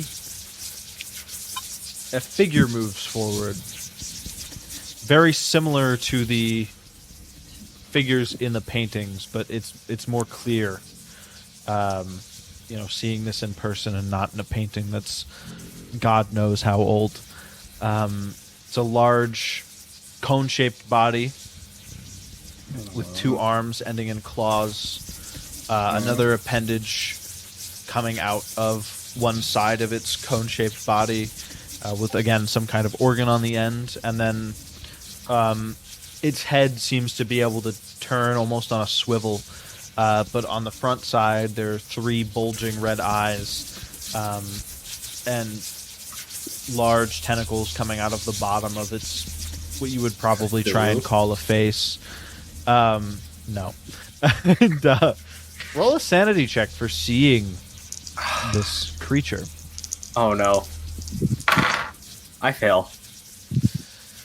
If you fail, lose 1d6 sanity. If you 1d6. pass, lose 1 sanity. Okay. Oh, wait, No, I'm getting roll. close to going. Yeah, it's Yeah. come out of the shadows and is now standing like right in front of the doorway. You guys are I've about got to go in. 12 sanity. Alright, I lost 5 sanity.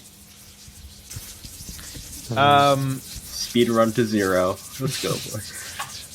Yeah, Princeton isn't gonna die. He's just gonna like go insane.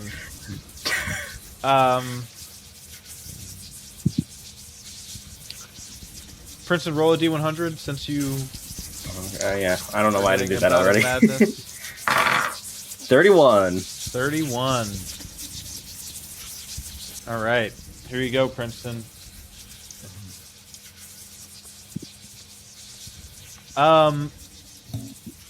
As for all of you, including Princeton, you feel a presence just sitting kind of on the outside of your minds.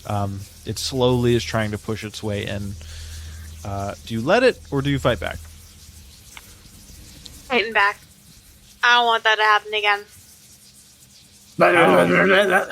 How rolls if you're fighting back? Oh, good. Yeah, I'll just let it. Easier that way. I rolled a hard Nice. success. I failed my POW check.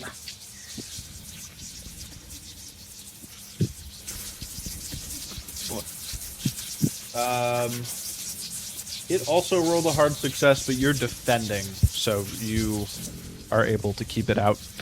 As for the rest of you, or is Princeton fighting back, or do you think he's in no state to, or what's the deal? I'm gonna try to walk backwards and not get hurt because. Okay, but what about the presence on the outside of your mind? Oh, It's trying to push Well. its way in. yeah. Okay, so I'll roll POW for that. Yep. But now, considering that I rolled a 5, I get a penalty die. By the way, for Moses, he passed, so he made it in. Okay, so penalty die, rolled the 10th place twice, right? Yes. Oh man, I would have passed that time. I rolled 24, but that does not matter. Yep, because you could roll a lot worse. 50. I'd have a How's that? 50, so I fail. You fail. I pass.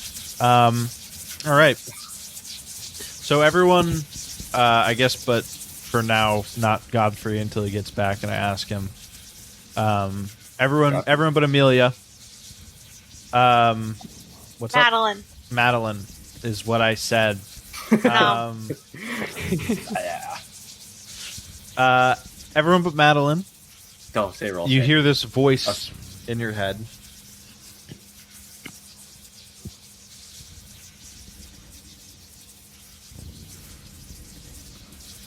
Oh, by the way, everyone who resisted, you lose 1 sanity. Oh, Princeton, that means another bout of madness for you. Yep, I'll roll my D100 right now. An 11. An 11. So all those that resisted succeeded, or all those that resisted in general? All those who resisted and failed. And failed? Yes. So that would be you as well. Yes. So you lose a sanity.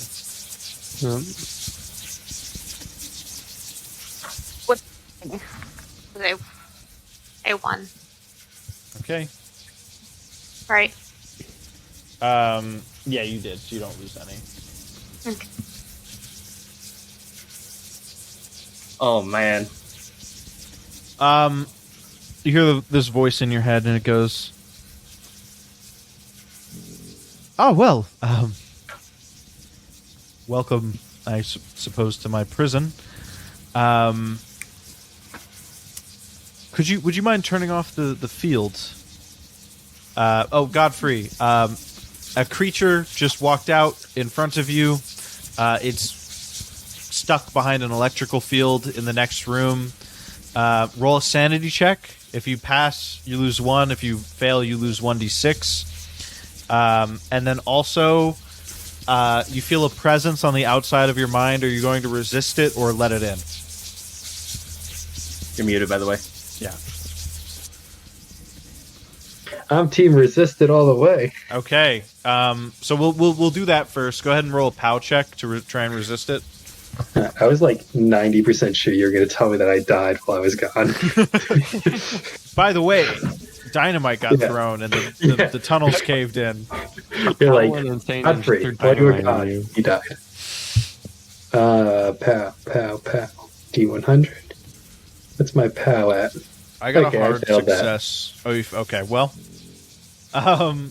so you lose 1 sanity from failing to resist it, Ugh. and you're also going to hear what I'm about to say. And then again, roll that sanity check for seeing this creature. It's the same one as in the painting. It has a large cone-shaped body, arms ending in claws, tentacles coming out of its face, as well as 3 bulging red eyes, and another appendage ending in some God. kind of an organ. Conical body. Conical body, yes. But the first thing you hear in your mind, everyone but Madeline, is Well, welcome to my prison, I suppose. If you wouldn't mind, turn off the electrical field. I'd like to get out of here. You three are dressed like or not you three, but you six are dressed like cultists, but most of them know about the electrical field. So unless you're new, I don't think you're from here. Way to fucking go, Princeton. Yeah, we can free you. You're muted.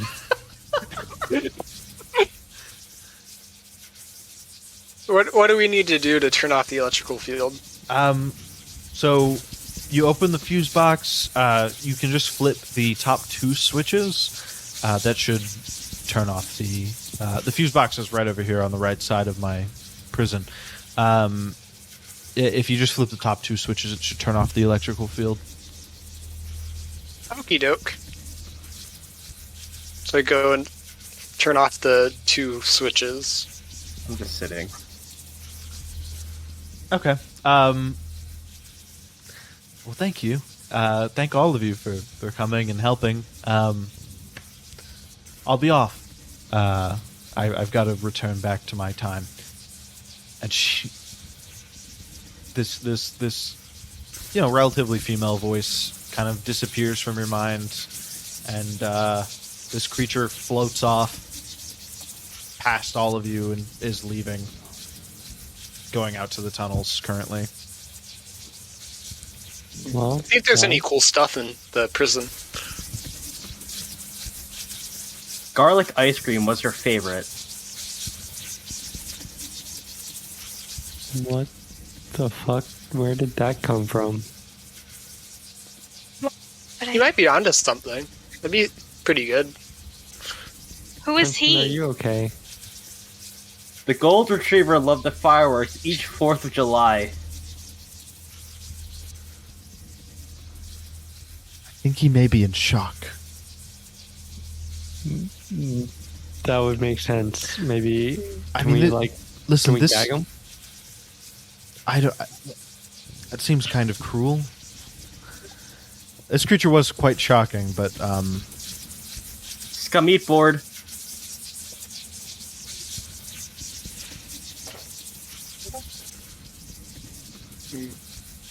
By the way, do you all agree with just letting the creature go? I probably should have asked you before I did that. it's just leaving. By the way, it's It's Yeah. like going out to the tunnels. Just walk it away. Yeah. I didn't really think it through. I mean, it sounded nice enough in my head. Okay.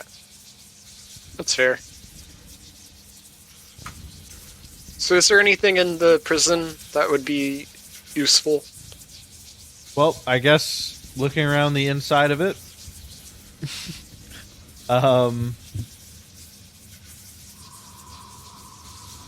Let's see. Let's see what's in here.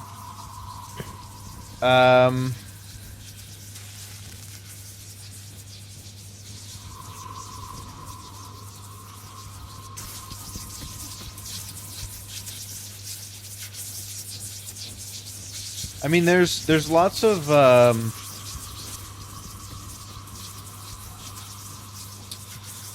there's not much besides a high bench that holds lots of artifacts from cultures you've the little bit that you might know about Australia. You've seen some artifacts every once in a while. This doesn't look anything like any artifacts from Australia. It's quite curious.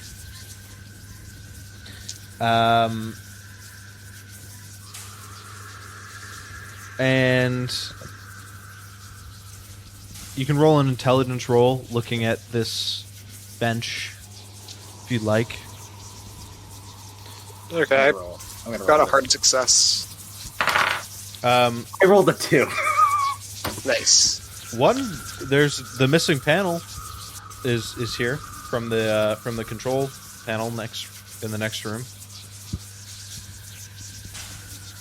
When confronted with a rotary dial phone, the teenager was perplexed. I guess I'll take that as a sign that I should take the control dial. Where's Merrick?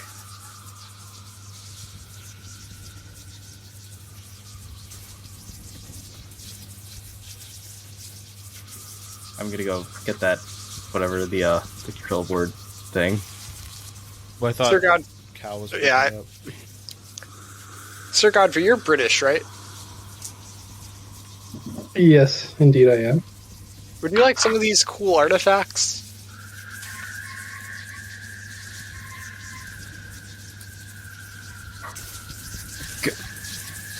Oh my god.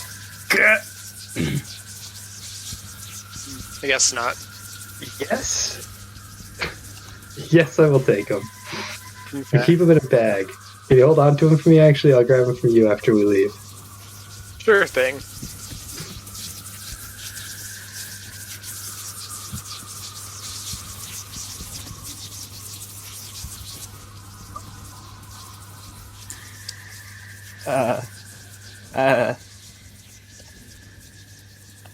There, Princeton. Come on.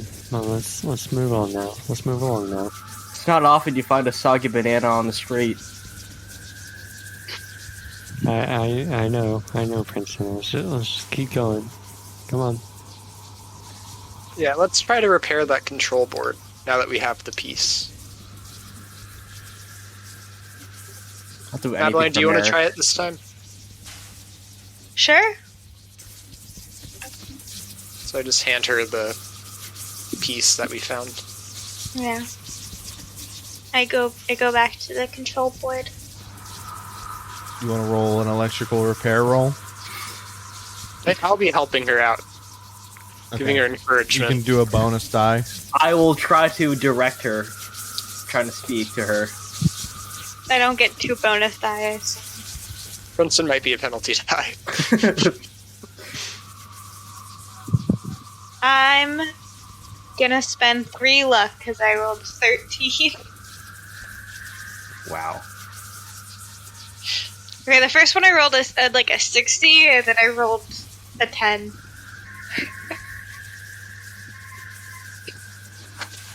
Is the 10? The 10's not a pass, right? Or is it? It is. Oh. That's the base. Oh, okay. Is a 10.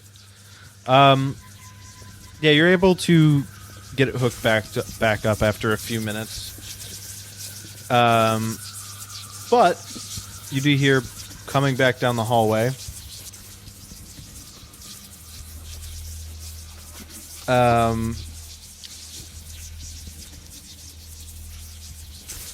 There is a creature's coming back. I turned that off because you guys turned off the electrical field. You feel the presence in your mind again. Is Oh. anybody resisting it? Well, I'm not even gonna try. I give up. Do I have to try again? Yeah, if it's Yeah. it's a new attempt, so yeah, you would. I'm going to do it. Another pal? Seemed friendly the first time. How? Oh, wait, don't penalty die. That's like. Well, Well, I you don't know. did hear it last time, Princeton. So and it Okay. sounded friendly. So Too bad I rolled an can't- extreme. My pal's Oh. an 80, so. okay, let's see if I roll a 1. I didn't. So you succeeded over it. So then nobody else is resisting. It's not worth it. Okay. Not at all. In fact, I'm Um, embracing it.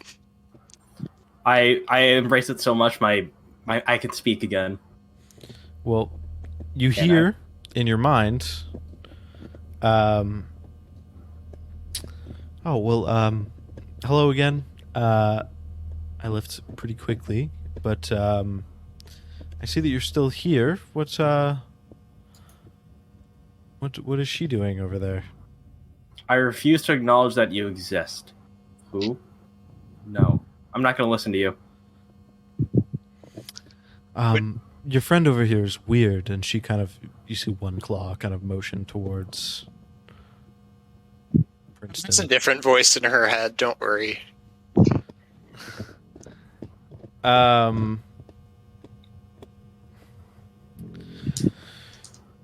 Listen, I see that she's already repaired this. I can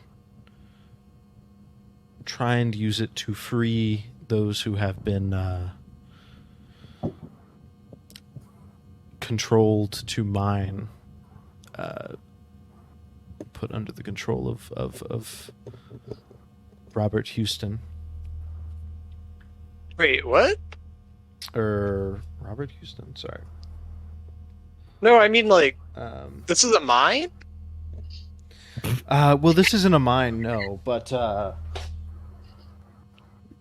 there are sections that Houston is trying to mine into. Wait, Houston.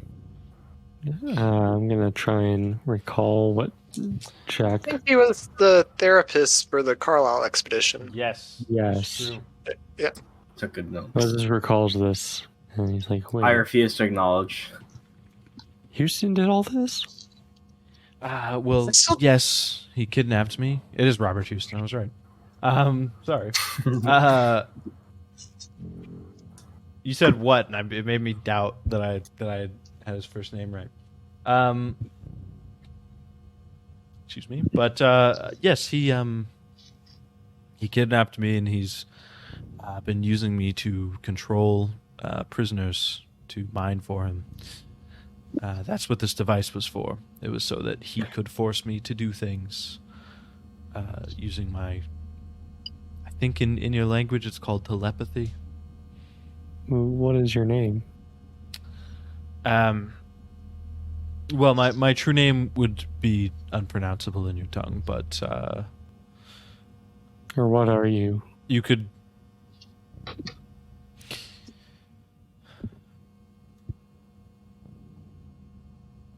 You have a lot of questions. Are you curious about all of the...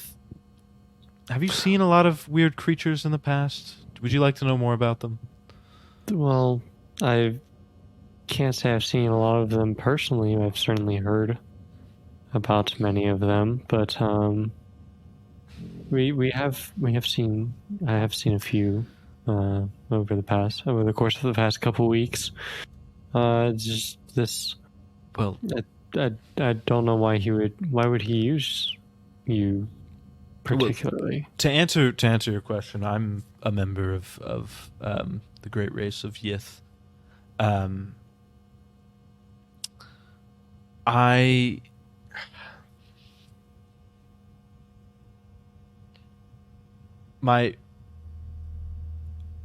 have abilities that humans don't have, and those abilities would allow me to through effort that's largely unnecessary, to control a large number of humans if I wanted to. And unfortunately, Houston has been able to control this power in order to... he's kind of directed it through this machine and through himself, in order to control the minds of many miners. Is he still around? Houston, yes, of course. I can rewire this machine so that way the miners can return to themselves if you bring them down here. But yeah, Houston's around.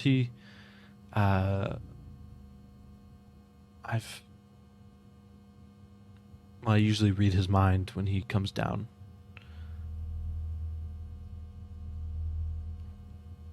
What's the purpose of this mining operation? They're trying to find technology to aid their mission to open the Great Gate in the coming months.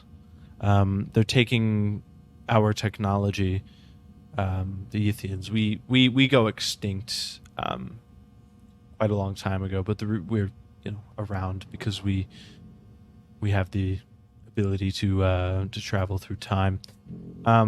But They're trying to take our technology from this city.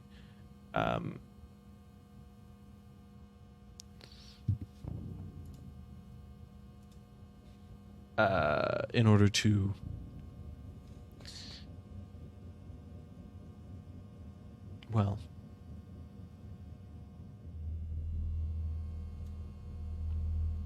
they're going to open the gate. You're going to try to stop them, but there's a future where they do get the gate open.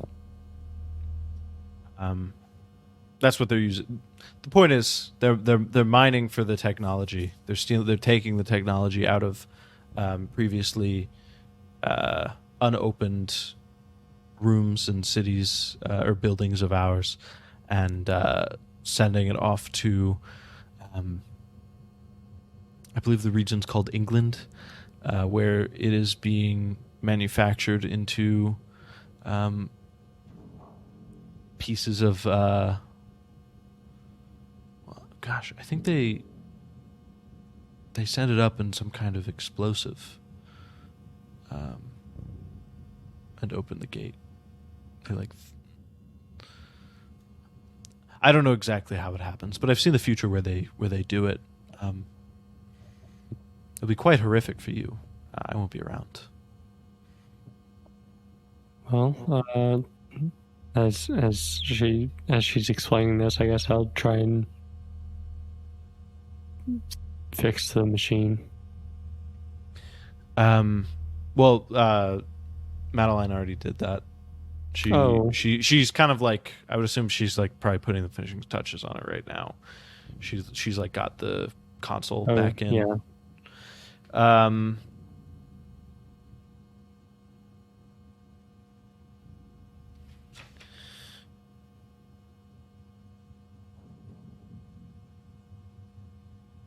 Yeah.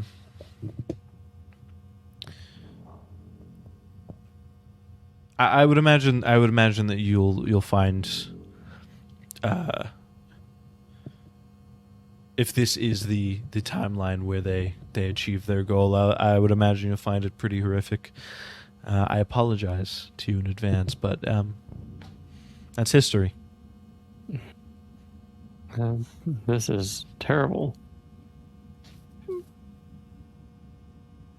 What can we do to at least prevent it from happening in the near future? Well, it's not set to happen for a while, I don't believe.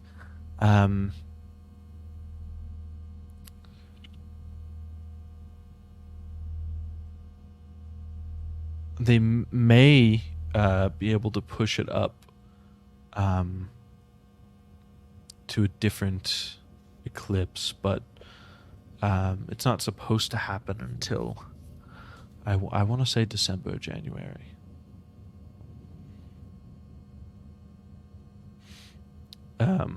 But I mean, keep doing what you're doing. You know, you might be able to stop them. I've seen that future too. Doesn't stop all of the great old ones from coming, but it stops them from coming en masse. Which is more ideal. Well, yeah, you could say that. Only a few people go insane from coming into contact with them, rather than most humans. Well, what should we do to? Do you know what we should do to stop this? Well,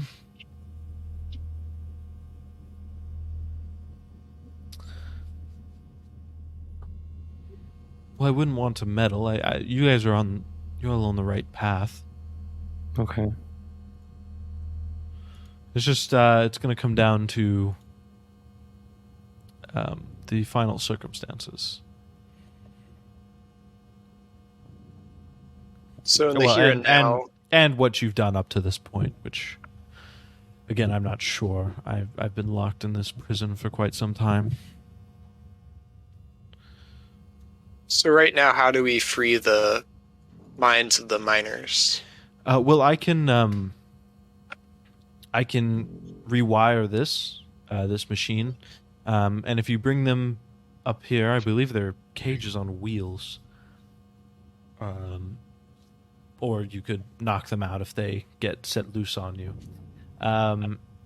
If you bring them back here and put the headset on them, I'll make it simple. You could turn this dial and press this button. Then their mind will be reverted back to normal. Before I do that, though, I would like a little bit of help clearing some debris. I was sent to find a record from our ruins. Get to the records room, and I really need to do that. So I can help you. I could even give you some more information if you'd like. But then you need to help me for at least a little bit. Sure thing. You're welcome anytime. My brain. All right. So,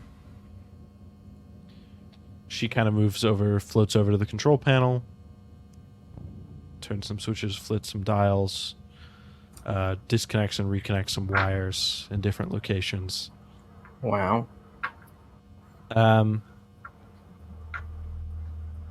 Well, there you have it. I've reversed that function of the machine. So, as long as you just turn this dial, press this button, with a miner wearing one of the headsets, they should be reverted back to their normal selves.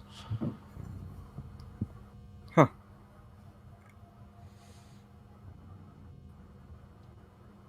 Very neat.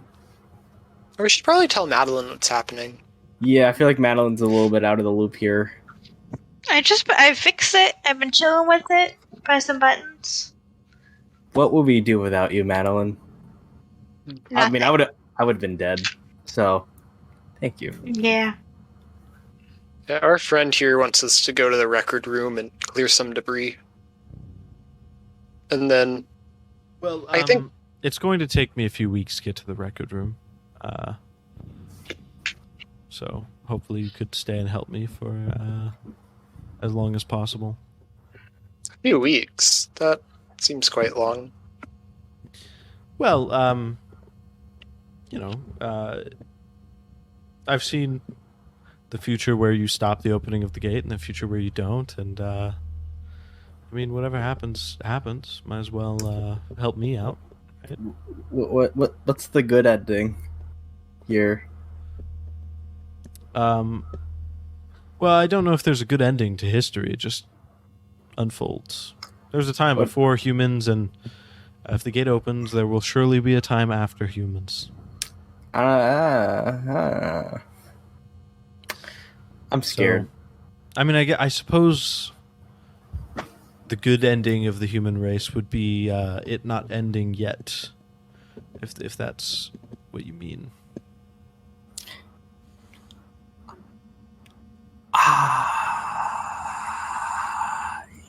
Not even going to. I like people. I mean, I've gone back and forth about it, but if it means people like Amelia, Reginald Greenwald dying, I think we should save humanity. Merrick's already dead, but if we could save one more Merrick in this world, then it'd be worth it. So I vote for saving humanity. Wait, are we saving the world again? We've done that many times. I mean, what's one more? Are you, Take the talking, Lord's name in vain. are you talking about the singularity thing? Yes. Well, yes. Theoretically, that could have become... Well, it was unstable, but it theoretically, that could have ended the world at any time. But it didn't. You could have left it there, and it could have not ended the world for 100 million more years. It's unstable. It could have stayed in any state. I No, But yeah, like yeah, how many ways can the world end? How many ways do we have to stop? well, you would be surprised. I feel like I already got surprised. and again, this wouldn't really be the world ending. This is just it's just a thing that happens. And the what's the the world- thing that happens? Well, the gate opens. If this is that And time. then the world as we know it ends. Well, the world as you know it is not the same thing as the world. The world, the human world would end. You could say. You won. Oh, I'm on no side. I just observe the historical facts. As of right You're now, not it's Robert? yet to happen. No. Who is Robert? I thought you were Robert the entire time. No. You started talking to the alien thing, I guess. Why did I start talking to know. the alien? That's who I've been talking as the whole time. I thought you've been talking as Robert. No. So what happened to Robert? He's We were just here. talking about Robert Houston, but we weren't talking to him.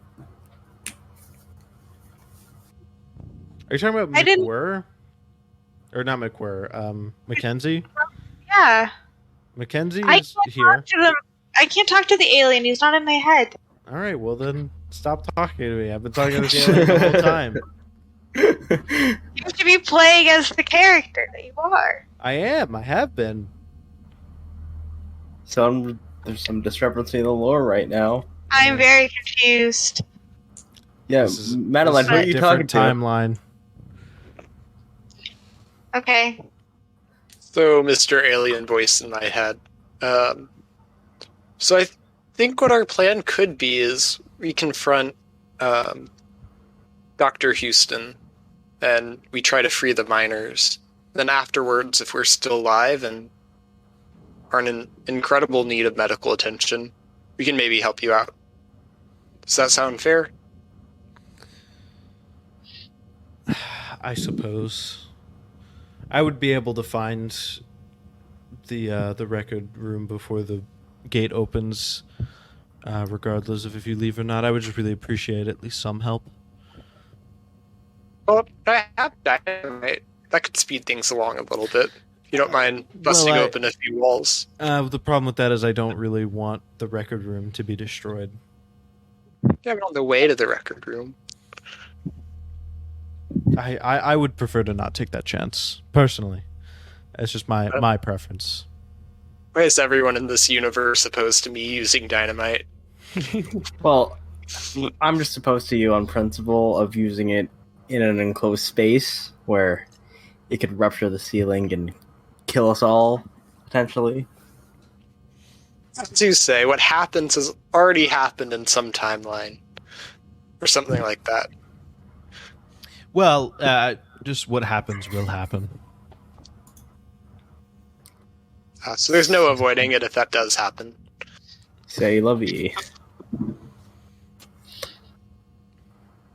I suppose we should move on then. I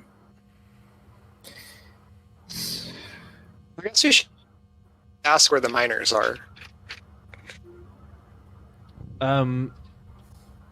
The miners are, speaking as Kakatak.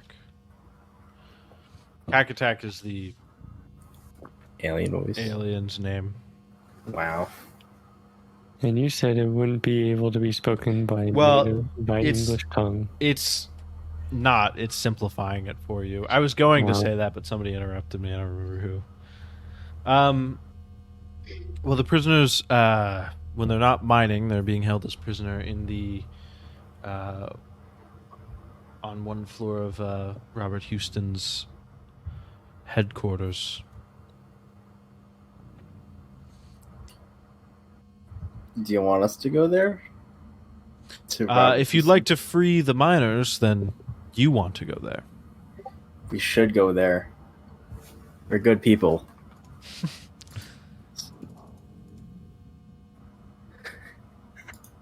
So, Do you have any guidance for us? Do we expect danger as we try to rescue these people?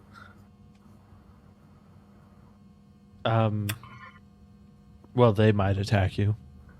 That why? Because they're not of sound mind. Yeah, I kind of figured that. Maybe we should save them last for our safety or something. Because I don't feel like dying today. God has many plans for me, and I don't feel like attacking a bunch of people of unsound mind. So, Well, is there a way the to... cages had wheels, right? Oh. You would have to get Houston has one of his floors is essentially a prison. He's got several cages in that room. I don't know exactly how many prisoners he has. You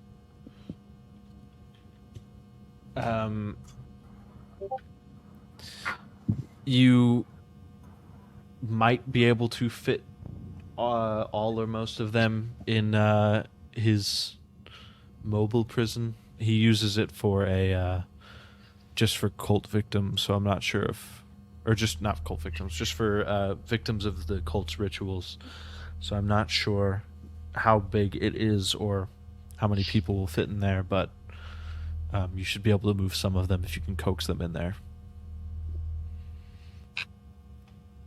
Okie dokie. I guess we'll be off. Let's do that. Yep. Time to save the day. At least try.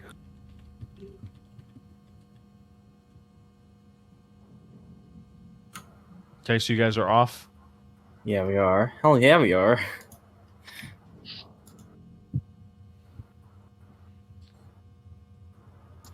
Okay. She kind of helps direct you.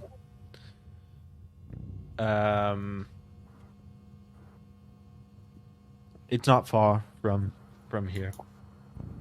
She directs you to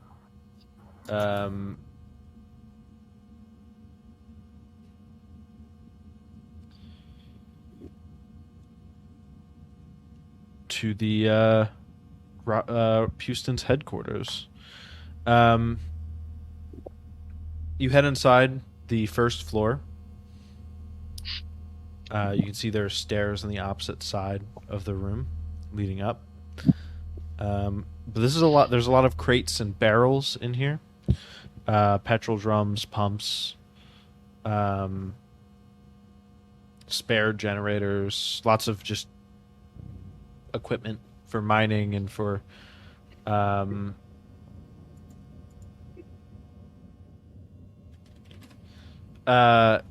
equipment for the miners.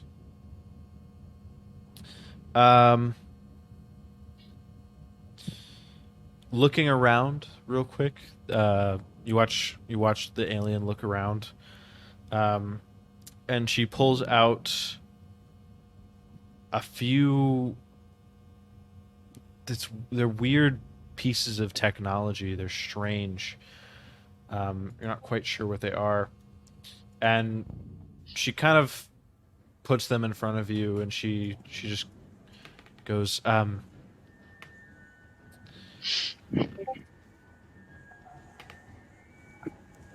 "Here you are. These are. I've heard people call them. Your people call them lightning guns. They're pieces of our technology. Whoa. You can go ahead and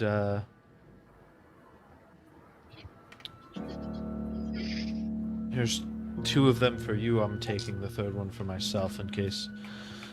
I would keep hold of it in case we run into any flying polyps. Okay. It They're very effective against anything, but One could say it does a lot of damage. Yeah. That's a lot of damage. That's a lot of damage. however, I'm certainly going to be saving mine for if we run into any flying polyps. They're very dangerous creatures. Okay. Who wants them?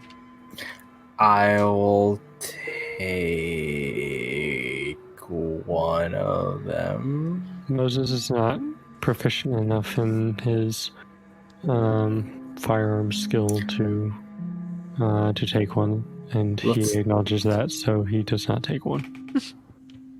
I have to say, I am very handy with a gun, but I also don't want to kill anybody, but I will also use this in last second circumstances, so I will gladly take the gun. Make sure... You haven't had the best reputation when it comes to combat. Don't know if you're aware of this. I am a great fighter. Well, yeah. When it comes to it, you just watch me. I will watch from a nice, far, safe distance. It looks a bit like a camera, almost. Oh. Oh, Jack Douglas was a great friend of mine. He was able to take photos from a distance. He didn't take any photos in his journalistic practice. I like to think he did. So. Okay. Well, that makes it easier on my end. It doesn't seem like I'm killing anybody if I'm taking a picture of them. No guilt. The base chance for human attacking with this model is 25%. It uses its own firearm skill, Firearms Lightning Gun Model B skill. Kakatak, she explains that you can use multiple charges at once. Each charge used above 4 at one time gives a chance of burning out the gun.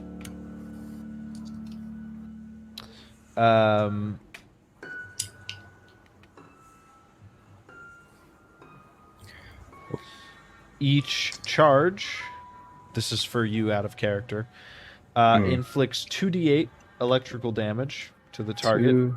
2d8. And again, you can release up to 4 charges at once. And she says that she's not sure exactly how many charges these have. She can see that they do have some, but she would need to inspect them closer to figure out exactly how many. Who wants the other one? Madeline, would you like a lightning gun that looks like a camera? I guess. I have nothing in guns, but sure. Well, it's its own thing, so even 25. if you had something in guns, it wouldn't matter. It's a 25% chance. Cool. I guess. Okay.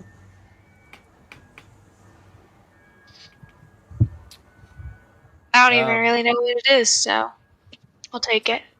Well, it's supposed to be like... It knocks them out. It arcane knocks them out. technology, but...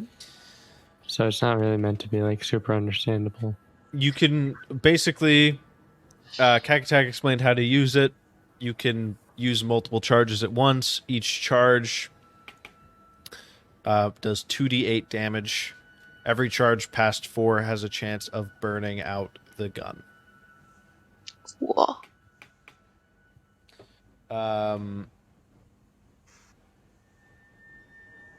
So yeah.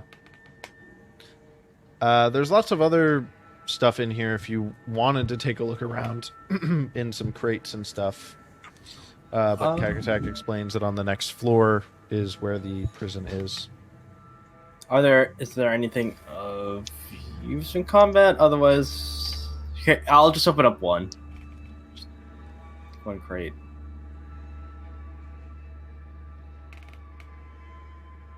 Can I? You're just gonna open up one crate. Roll a luck check, I guess. Okay, I have 71 in luck, and I pass. Okay. Yeah, you find more mining equipment. Oh. I wonder what would happen if you failed. I'm scared to find out what that would be. I am not. Mining equipment, nothing of use. Boring. All right. Second floor it is. Or, yeah, let's go free a bunch of prisoners. Okay, do we want to talk strategy for this? Okay. Don't use dynamite. Because these are people we're trying to free. And if they attack us, we don't want to kill them. Because that defeats the purpose. You hear Cactac in your mind. Robert Houston might also be on the next floor, so Robert might also be good to be quiet for that reason. Okay. Now I will say, the reason that I bring up the reason that I said the miners might attack you is just to let you know that could happen. But the miners' minds are feebled, and they should respond to a simple command. If you just tell them to go down to the control panel, they should do it. Out of character, do I have to roll something to sit for, like, if I was going to rescue it? Okay. Yes, you would have to roll something. You're not going to tell me what it is? Or Nope. is it just like, okay. That's fair. I feel like the most reassuring person I know is my friend here, Moses Franklin. My friend here, Madeline, is also very reassuring. Her voice is like soft butter. Soft butter waving in the wind. Yeah. All right. I mean, what do we... If for some reason that didn't work, what would be a backup plan? We may or may not have to use force against Dr. Houston. We don't. Well, Yeah. if they listen, I talk to the voice that's in my head. Oh, If they listen to you, then shouldn't your call... The problem, You they know? don't listen to me particularly. Dr. Houston was able to use my abilities to essentially reprogram their minds to listen to simple commands spoken out loud. I cannot speak English. Okay. okay. That's a problem. Okay, so we'll get up there. Moses will tell them to go in the moving crate or moving cage, and then we'll hopefully just be able to walk out of there. The one I think- problem I see with that is that I don't think the cage is down here because the stairwell is right there and it's quite small. So my guess is they order them to move further down, and the cage is somewhere else closer to where they do their rituals. I think it's best if both Madeline and Moses go and save some people while we try to, Godfrey and I, and possibly you, Cal, we can all try to distract Dr. Houston. Because I feel like he's our main problem here. Well, when That- Dr. Houston be with the men? He's up. There's 3 floors to this, to his headquarters here. Oh, that is a problem. So that might not be a terrible idea, Princeton. Yeah. The 2 of you could go up to make sure that there will be 2 of you up on the middle floor. One of you to order the men, the other one to make sure that the other person doesn't get hurt should things go awry. Excuse me. And then the rest of you to go up to the top floor and distracts Robert Houston. He should be alone. He likes to spend his time in his office alone. Okay. So, Crazy Cal, do you want to go after Houston? Absolutely. I don't know anything about this man, but You don't even have despise to. him.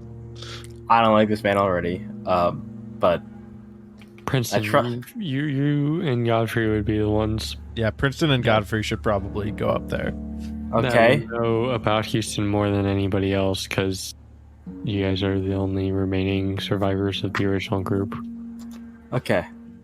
Cal, forget what I said. Godfrey and I will be the ones to confront Dr. Houston. We will do it on your behalf. We'll be like, I'll go up there. I Yeah, don't- Cal can still go with y'all. I'm just saying that of all people to know Houston best, you two would know the best. that does make sense. I I think I was not trying to influence who goes and who stays.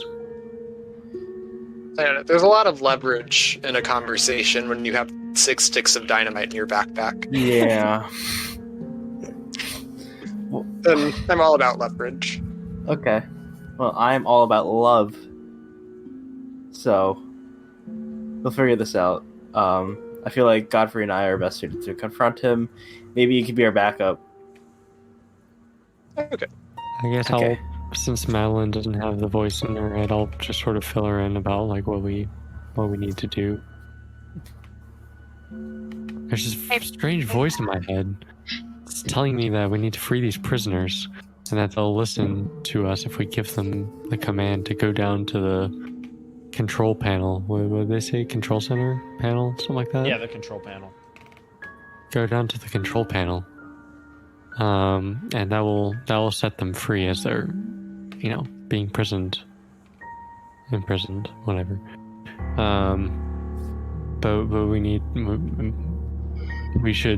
But the other three are going to go and distract the Houston, the man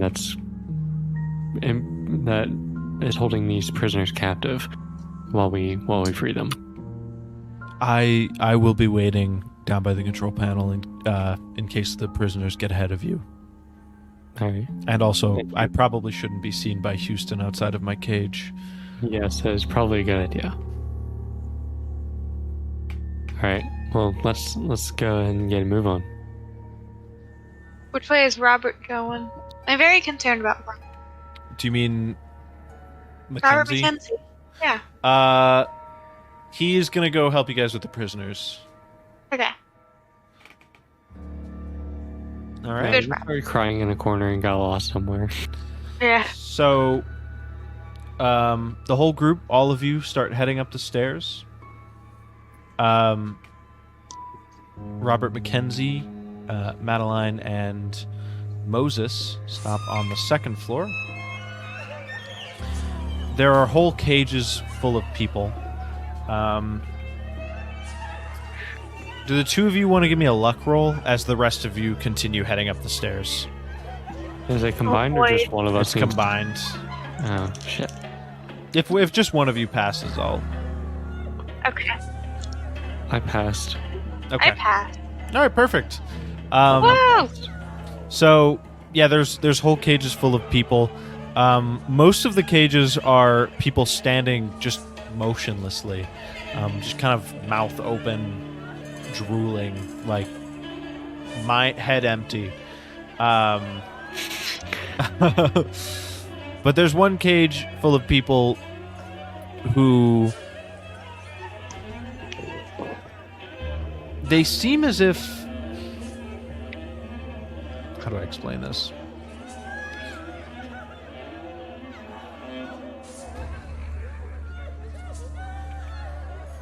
They seem as if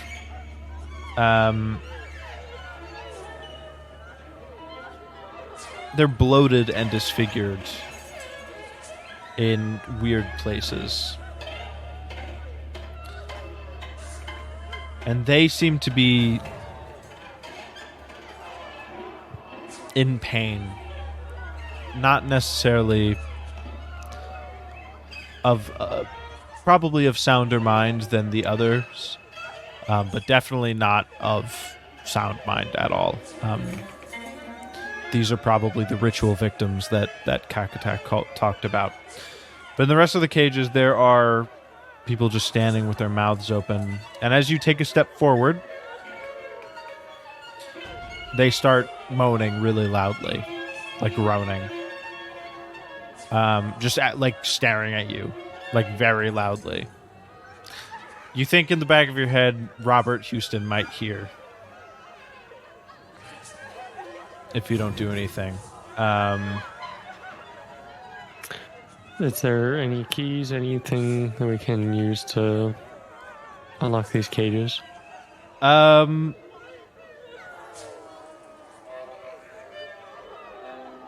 No, there's no... There seems to be a locking mechanism, but it's not a keyhole. There's no keyhole or anything. Padlock? What? Nope. It seems... If you inspect it closer, there seems to be... There's something holding the two... There are two, like, blocks next to each other. And... There seems to be, like, a magnetic field holding them together. They're like magnets or something.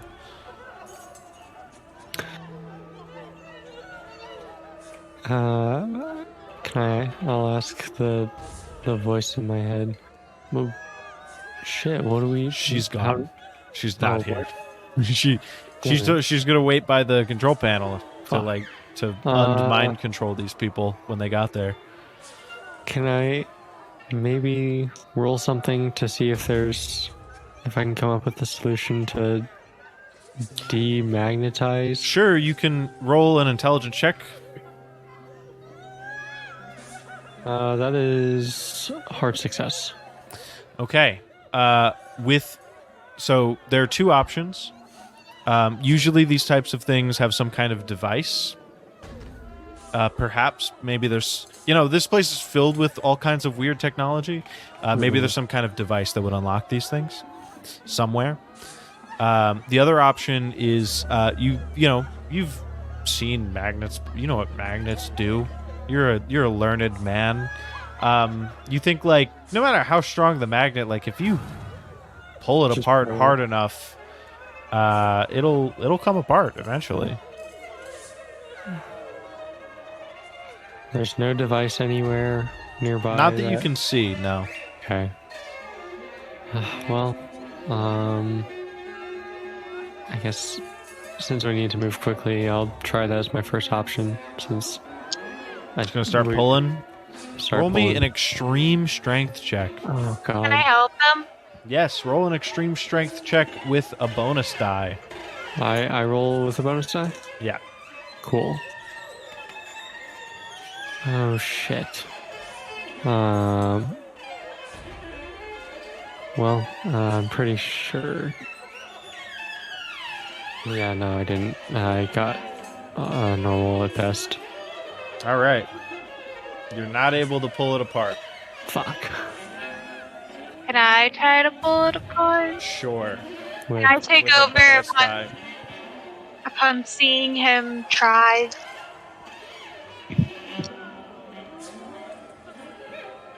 I don't think that's...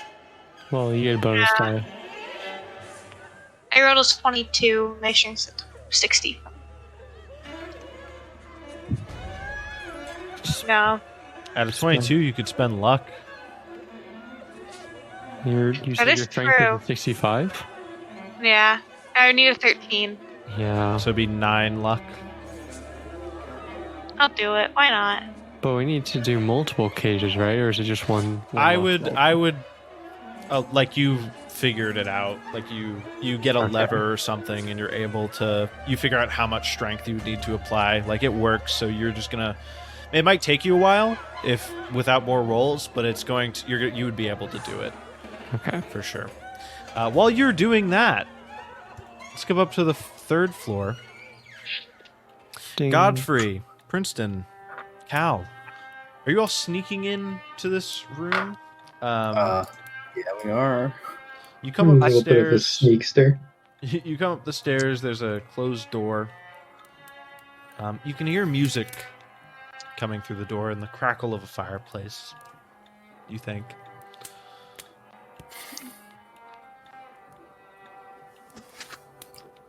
Okay. Are we like peering in? What's happening? Well, it's a closed door, so you can Oh, okay. sneakily open it. Okay. We Who want to has- just come in shooting. Let's not. Okay. Well, He's a dangerous man. yeah. Well, let's look through the keyhole if that's possible. Let's see if if he's there. If there's any signs that he's there. Can you look through the keyhole? Getting this close to the door to look through the keyhole, roll me a stealth check. You You are going to see through it. There's a man sitting at a beautiful... I get it exactly. 25. Perfect. There's a man sitting at a beautiful oak desk, beautifully carved, beautifully crafted. The room itself is very nicely decorated. There's a man sitting at the desk. He's writing something. He seems to be like shuffling some papers around and then filing some. And Is the desk right in front of the is the desk facing the door? yes, he would be facing the door. Yes. All right, so I whisper to Cal. Cal, there's no way to enter this stealthily. The desk, he's at his desk right now. If we open the door, he'll find us. So one stick of dynamite through the door Not So- do that. and run away. So when you guys are saying this, you hear from down the stairs some moaning, some loud moaning and groaning. So from down the stairs, and you hear from the other side of the room the music gets a little bit quieter, and your footsteps. You can point your guns up at the door if you'd like. Do it, Godfrey. Godfrey, do it. But the door swings open, regardless of if you do or not. And there stands Robert Houston, a man who Princeton and Godfrey definitely have seen pictures of. He looks much older now. He does not look like... He was not a young man in those pictures, but he looks much older, but also somehow stronger. And even though the lines in his face have been drawn deeper, he seems much more vibrant almost than in the pictures you've seen. The door opens. There he is. Please come in. I hear you've stirred the miners downstairs. Please come inside. We have much to discuss, I think. And he leaves the door open. He turns his back to you, and he walks back to his desk. Okay. And kind of stands by the chair. We have no choice. We have to go through this. Godfrey, we have to go. We have to do it. We have to go in. Yeah, as in, I'll follow your lead, boss. Okay. All right. And as I sit down, I also like to say that I spread my legs. So, if he looks down there, he's going to see my junk. It's a power move. It's a power move. Okay. I see that you've all found some of my my underlings' robes. They look good on you. They do. Oh, I spread my legs even further. Do they? Yeah, you have quite the clothing budget. I start rolling up these robes. They're quite nice, I like to think. Please keep them. We have plenty for new recruits. Now, I've been trapped down here quite some time. What can you tell me of the outside world? How's the weather? Still outside. What's that? It's still outside. Well, yes, but how is it? We must be getting into winter by now, huh? Well, in Australia, winter. What? Still sandy, still dry. Honestly, quite nice. That's true. Yeah. The outback is well, it's quite the same. You look a lot better than you did in your photos. You look a little bit older, but man, it's like you haven't even aged a day. Oh, well, thank you. That's very kind of you. We can discuss that further in a minute. But let me, real quick, you two, and he kind of motions to Princeton and Godfrey. You look hurt. Are you okay? Do you need some medicine or tea or coffee even? You as well. And he motions to Cal. Tea, coffee, medicine, anything. Name it. Coffee would be good. I would like some first aid, perhaps. Well, I apologize. My degree and my research doesn't really have much to do with first aid. I should really be more knowledgeable about that, but I tend to let other people handle first aid. But I do have some medicine. If you'll at least take it back to okay. I won't ingest it or put it anywhere in my body, but I'll take it. Okay, how about some bandages or bandages would be good. Okay, perfect. And he opens like a drawer in his desk and he pulls out like a roll of bandages and he puts them on the desk in front of Princeton. And then he turns and he pulls out hold on. I gotta see if this was invented. Can I put on these bandages? Yes, please be my guest. Do I get healed? It was invented in 1929. Artistic license? I'll say with no, I don't think so. Oh. Because bandages are kind of like a first aid or medicine thing, and you've already had that done for your current wounds, so you basically like redress your bandages, and that's fine. But these are. He pulls out a little coffee maker. I replaced the bandages on my face. So, how about that? Perfect. He pulls out a little coffee pot. And he pulls out a mug and he pours some. Either of you coffee, tea? You look like an esteemed gentleman. He points to Godfrey. I've been here before. You've been I've here? been offered tea by somebody before. Oh. Well, would you like sure, it? I'll take it. Oh, perfect. He pulls out a little teacup. I'm expecting other guests fairly soon. This is freshly brewed stuff. But I can tell them to wait outside. We're talking right now. And he pulls out a little teacup and he pours Godfrey a cup. You son, anything for you, Princeton? I am fine. You're fine. Thank you. Perfect. Let me know.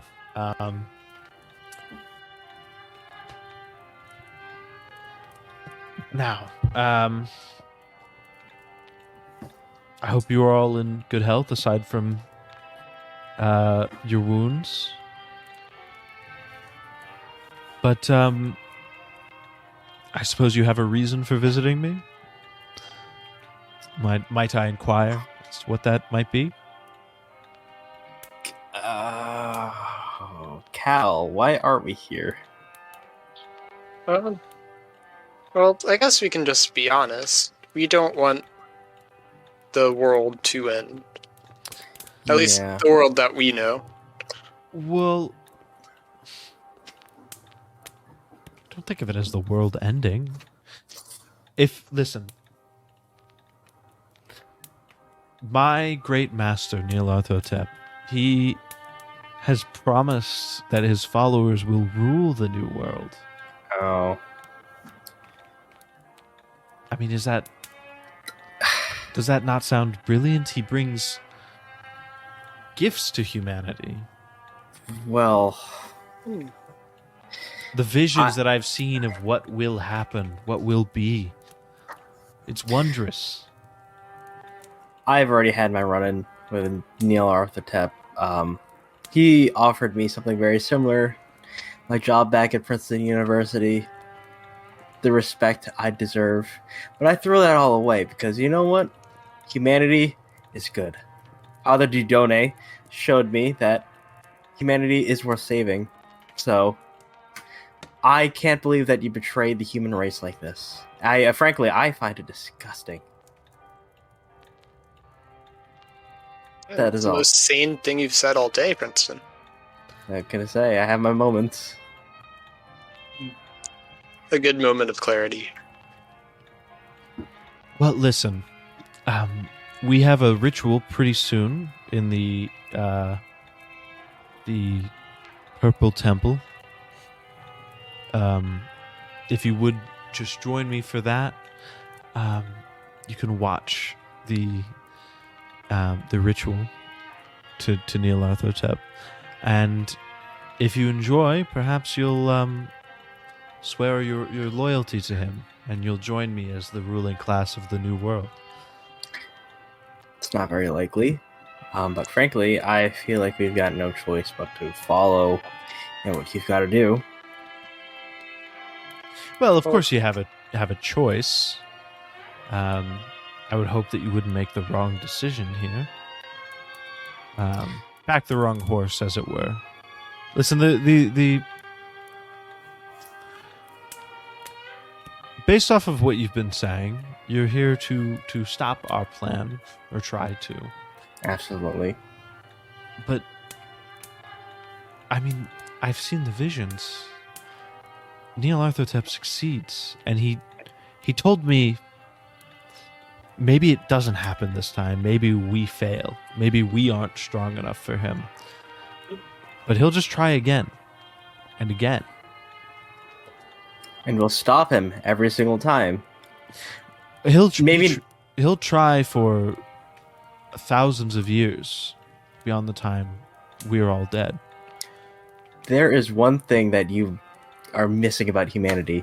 No matter how many times we get defeated, humans will always try. No matter what it takes, even if it's the next generation, we will always correct our wrongs and do what's right. Well, eventually. Yeah. I don't know. I don't have the next generation. That's those gosh darn silent generation. No, that's very, very optimistic of you, Professor. Oh, it's the truth. Godfrey here started off as just a rich man with no day job, just wanted to go on here, but he has shown, and from stories I've been told from Sam Starwood, he's been shown to be a decent man under it all. You doubt humanity too much. I don't doubt humanity. I don't doubt that humanity will try its hardest. I think you doubt the power of mortal beings beyond your very understanding. The only thing I understand is that God is good to me, and God will persevere.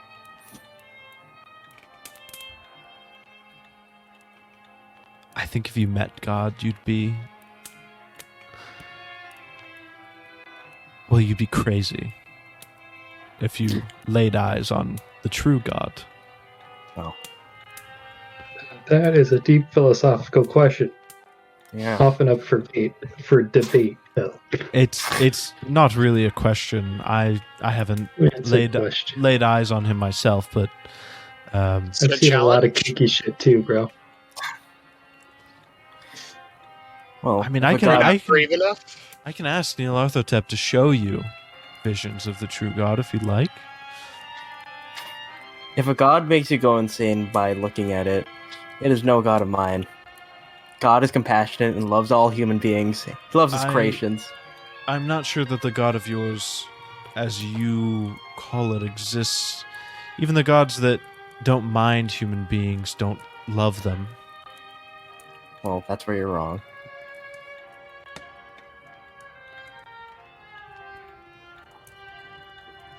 Anyway, so where's this purple temple?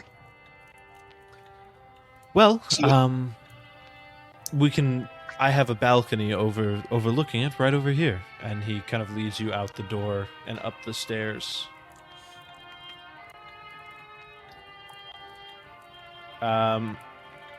We'll cut back to the other group on the second floor. You've got all the cages open. The people are still just mouth open, groaning at you, just staring. Like they're just standing there. It's unnerving. Moses, you are muted. I yell out and I say, everybody, to the control panel, now. Roll POW check. Normal success. Okay. I'm gonna start trying to like herd people in, like kind of push them towards gently push them, like Towards the with stairs my down. arms. Yeah. Sure. Yeah, they listen to you.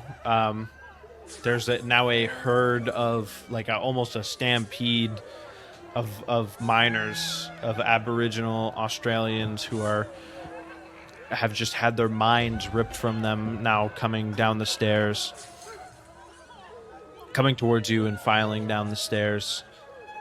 They're headed off in that direction. You follow them, trying to keep them from going off track. They head into the control panel room. I tell Madeline before I leave, I say, Madeline, I'm going to go down with them, stay here, make sure everybody goes down the stairs, and then nobody interferes. You got So I it. leave.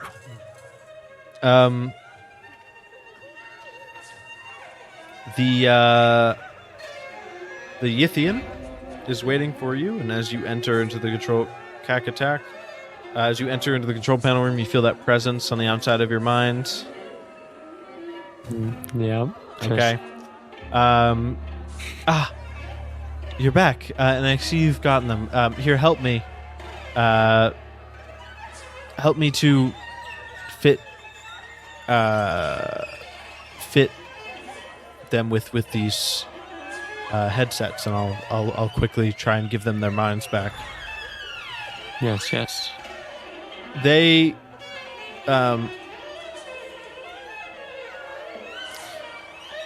as the headset goes on each of them and all the Cacti goes through and pushes buttons and turns dials, and I know I told you the simple way to do it, but this way should have a better effect.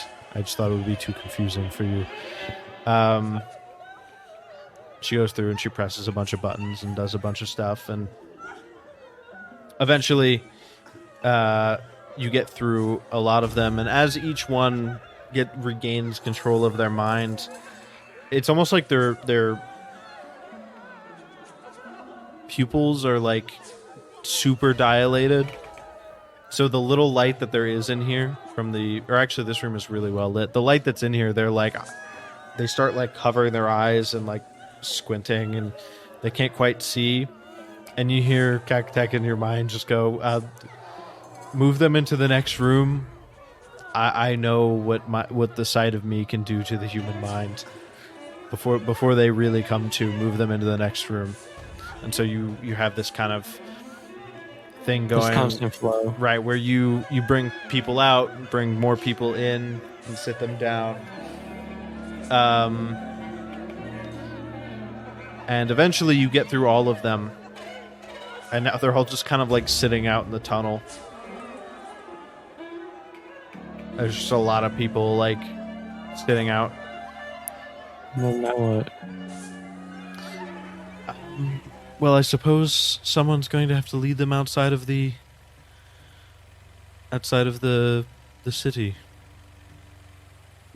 I would assume I recall how to navigate my way out. Or has it just been such a... You would think that. I would say vaguely, especially I because also assume that, like, once everyone came down, I would also be down there. So it'd be me and Moses yeah. trekking our way back together. Are you guys going to go back the way you came or try and find an easier, quicker path? I feel like finding the easier, quicker path would take more time than just going the way we came. Probably yes. Possibly. Yeah. I would. I'll agree with Madeline on this one. Let's go back the way we came. Okay. Yeah. So I assume they still listen to me. I just tell everybody. Kakatek says, I'll be waiting for you back here for your help if you're all still safe at the end of this. That's very reassuring, but all right, we'll be on our way now. All right, everybody, let's go this way. Follow me. I'll take up the back to make sure no one gets left behind. Yes. Good thinking, Madeline. Don't forget to use that the lightning gun if you see any polyps. Because Madeline has one, I believe. Yeah. Yeah. Well, should Madeline maybe take the front then? Yeah. Maybe. Cut back to the meeting with Robert Houston. Now listen, I'm very happy you're climbing upstairs essentially right now. I'm very happy that you all agreed to come watch this with me. I think you'll at least begin to see things my way.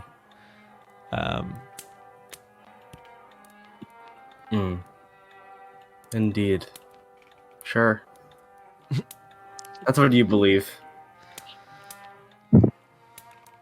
How much sanity do you have left there, Princeton? 11. 11.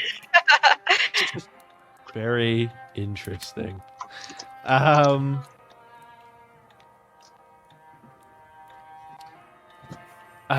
So we have some of these rituals every week. There's also Nyarlathotep joins us for our quarterly rituals, but unfortunately, we're about halfway between those, so he won't be here today. No. Oh no. It's yeah, I agree. It's pretty unfortunate. Every few months, we have him join us, but I think this one will still be enlightening for you. And you walk out onto a balcony.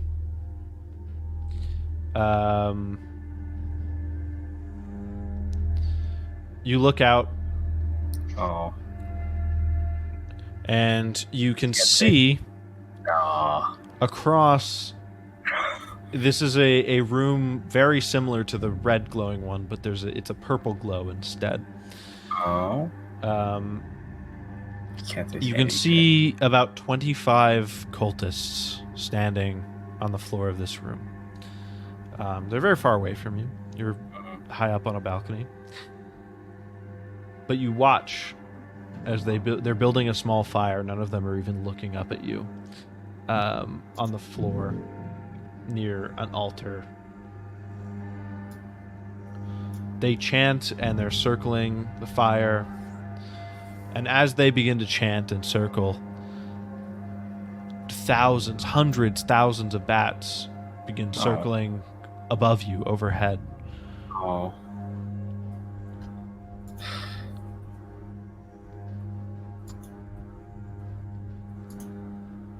All of the cultists are naked, and as they're free.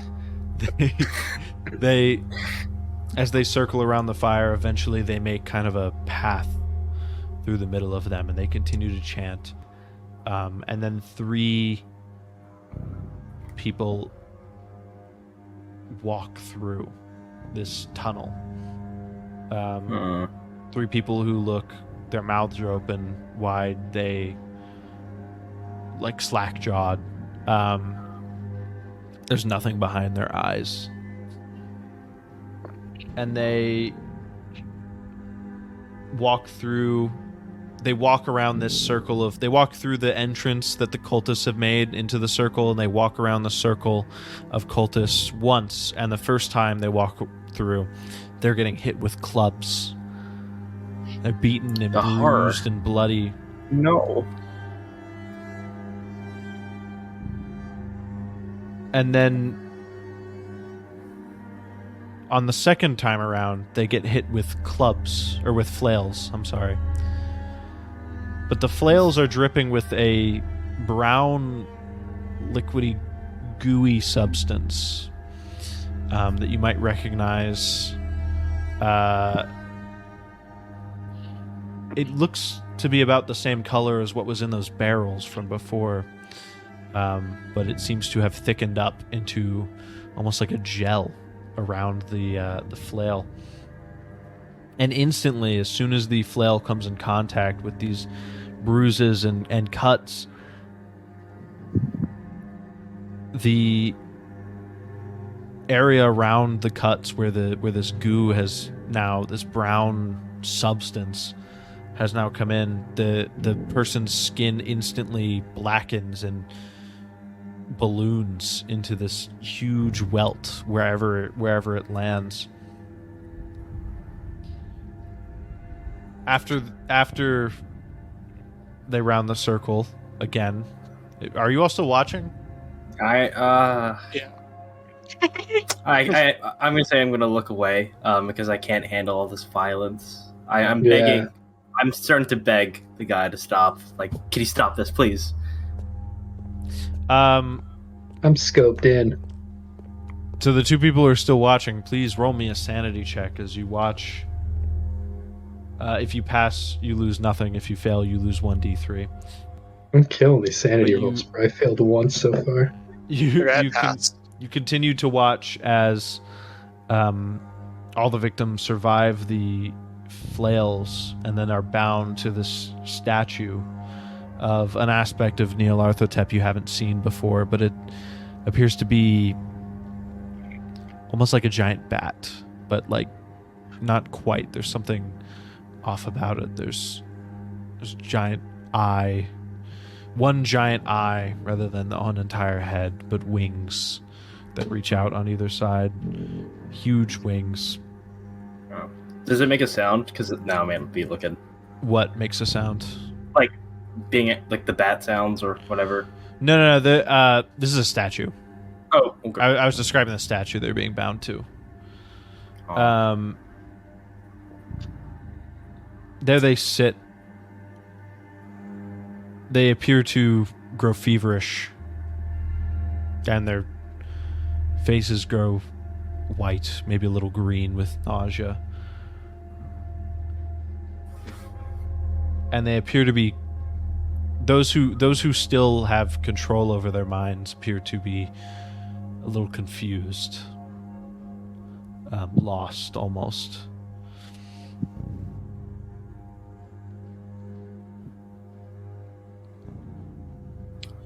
And with that, Robert Houston turns to all of you and he says, well, how did you all enjoy the show? I didn't even look.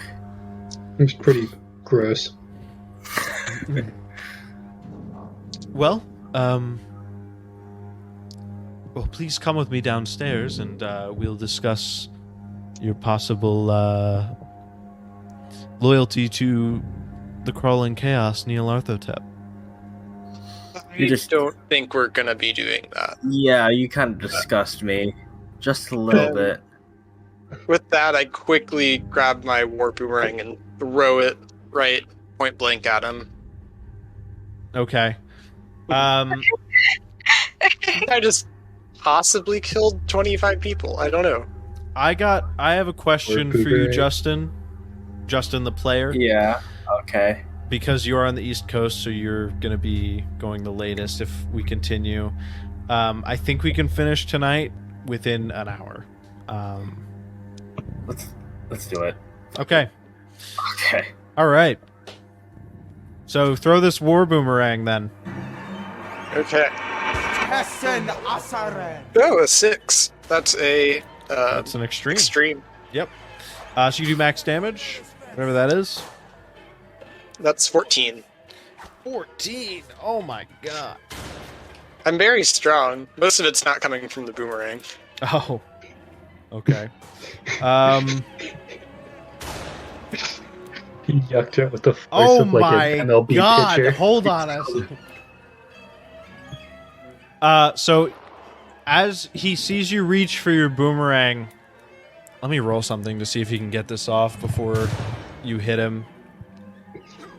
Oh, he rolled a 1. So he's gonna yell, "Help! Help!" And then you throw your boomerang at him, and it hits him right in the temple. He crumples to the ground. Okay. Let's get out of here, boys. We have to get out. Let's Leaving get this the guy fuck out alive. of Dodge, boys. Oh, are you actually gonna finish him off, or are you gonna? Yeah. If I'm you, gonna make sure he's dead. yeah, if you kneel down, there's no pulse. He's dead. Grab the boomerang and run. Did he have any note on him? Does he have you- anything on him? You're gonna search him? Let me Yeah. check for you. He has a device in one of his pockets for sure. I'm not really sure what it is. But but it might be something of importance for some reason. Take We'll it. wait for that now. Does he have anything else on him? While they're searching, I'm like walking back up, half walking, half jogging back up the way we came. I don't think he has anything else on him, but I mean, you could look around his room if you wanted. There was lots of stuff in there. Yeah, let's go. However, room. there are people coming after you probably at some Oh, point. shit. Okay. Yeah, that's a fair point. Let's try to hurry along. I'm gonna go prepare my Pause light. game. I retcon. I didn't walk back up there. Is he bleeding, or did you just whack him dead with the boomerang? Blunt force trauma. I was thinking blunt force trauma, like you just hit him so hard in the temple that it like. Let's hide the body. Ooh, Let's hide the body somewhere. Okay. Sir Godfrey, you're speaking my language. Never go looking for bodies in southern Australia, by the way. Okay. Well, You're strong, Cal. Pick it All up. right. Let's hide it somewhere. Where? We're still under disguise, right? Yeah, you guys are still wearing disguises. yeah. Let's go They put him probably haven't seen your faces, so Okay. Who's a good liar? You, not me. All right.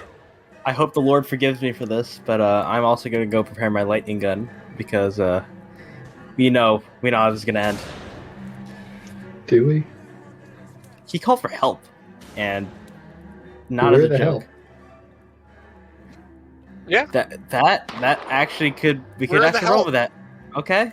All right. I like your good thinking, Godfrey. Although, I don't know if any of us are quite smooth talkers. I am do a any good of you have intimidator. any points in fast talk? I can intimidate them. You could try and intimidate them. It depends on what you say and how you say Okay. All right. it. So, I think I'm quite the intimidating fellow as well. Okay. what's everyone doing? What are you guys doing now? Cal, do CPR.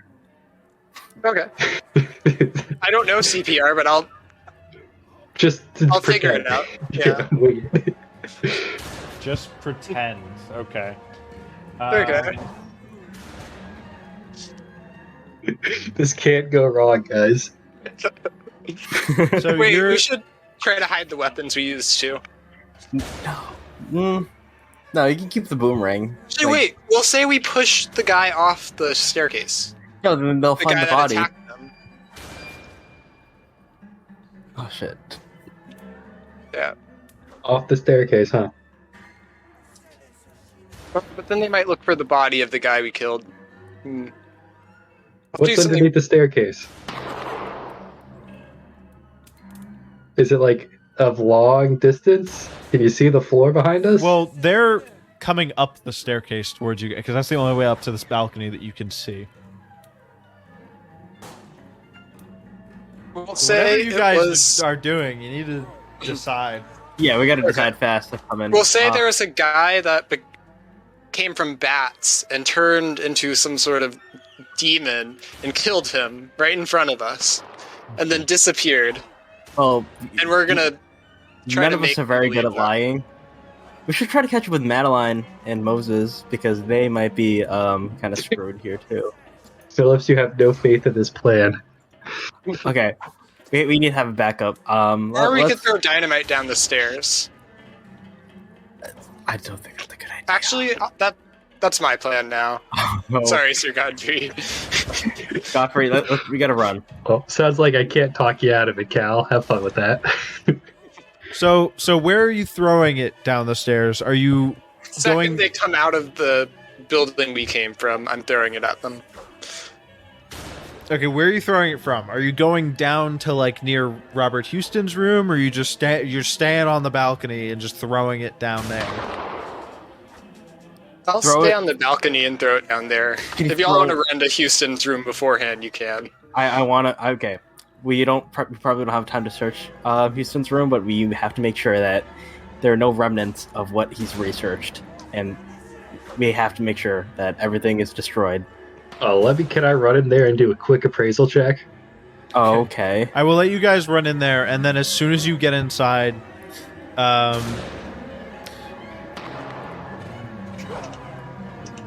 roll me, because Godfrey was more decisive about it. So after him, Princeton is running after him to get into the room. Princeton, roll me a luck check to see if they get up the stairs quick enough to spot you or not.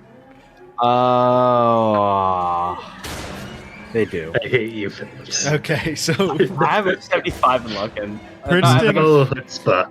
Princeton comes up the stairs, or comes down the stairs, and enters into the room, and they're like, "Hey, what happened up there?" Because they see her in cult robes. Why are you going into his room? They're up on the balcony. Well, you don't want to know, all right, buddy? I walk up to him. I'm like, I grab him by the collar. I don't have fast talk. You don't want to know. Now, this can go a couple of ways. All right, okay, I'm gonna take off. Do you see the scars on my face right now, huh? I got this in Peru, and I did this fighting for this world. So, you better back off, or there'll be trouble coming to you. All right. Give me a hard intimidation check, because there are a lot of them. There's like, I did not know that. Okay. so there were 25 of them down there. They might not all be up here yet, but there are a few, and there's backup coming. Okay. Well, all right, I got a 65, and I need to roll a 32. So even if You these try to guys run intimidate? away, there's more coming. What'd you roll? An 80. An 80. Oh, God. Nice. All Why right. did I leave you in charge of this? Is this under the assumption that I'm in there right now running an appraisal? Yeah, you're in the room. You're in the already. background. You're just in the background. Yeah. My appraisal passed. I got a success on the appraisal check. Okay. Looking That around matters. this room. Real quick before we get back to whatever Princeton was doing, you don't see anything that immediately sticks out to you as super valuable. So like the desk is very nice. That would be very expensive, but it'd be hard to get out of here. Like small stuff. You don't see that much. You do see on his desk there's some papers. There's a letter. Eat ice cream. There's a letter and a copper bowl etched with some kind of runes, which might be Damn. expensive. All right, that's crazy. I'm going to take it all, shove it in my coat, and Just then taking run out. everything on the desk. Yeah, letters, papers, bowl. Okay, you're walking out into because you probably would have shut the door behind you. You probably don't know Oh, what's you going on with asshole. Princeton. No. So you're gonna walk out on Princeton doing this to this guy. Okay. So Princeton, as soon as those words leave your mouth, you don't feel like you look very convincing, and they're the guy you've got a hold of is kind of like looking at you weird. And then Godfrey comes out of the door with like a bulge in his robes, and he's like,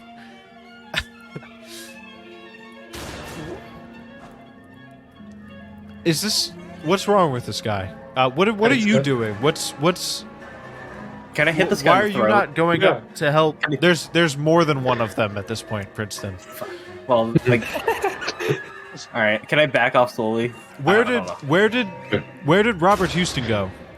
Oh, yo, where's the rush? Come on, he's dying up there. I had to go get some bandage material. Let's go. They all start running up the stairs ahead of you. There's like 10 of them at this point that just ran past you. All right, Godfrey to save the day. Godfry. I couldn't lie to them. They're frantic enough. I won't make you roll a fast talk for that because they want to help their leader.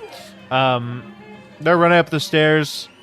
There's 10 Cal- going up now, and there's 15 on the stairs trying to meet them, right?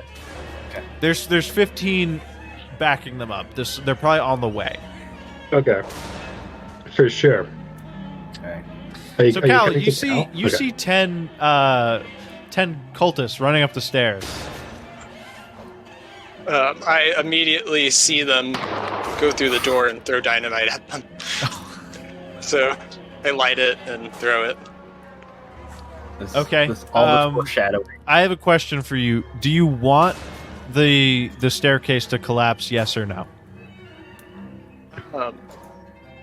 Would the balcony fall over if that happened? No, probably not.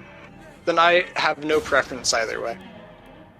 We gotta make decisions. I'll let the dynamite decide what gets destroyed. Let the dynamite decide. Roll damage for it because you're just throwing it down a hallway. I'm not gonna make you roll a throw roll for that. I just rolled the throw roll, but okay. So it's quite a bit of damage. Let's see.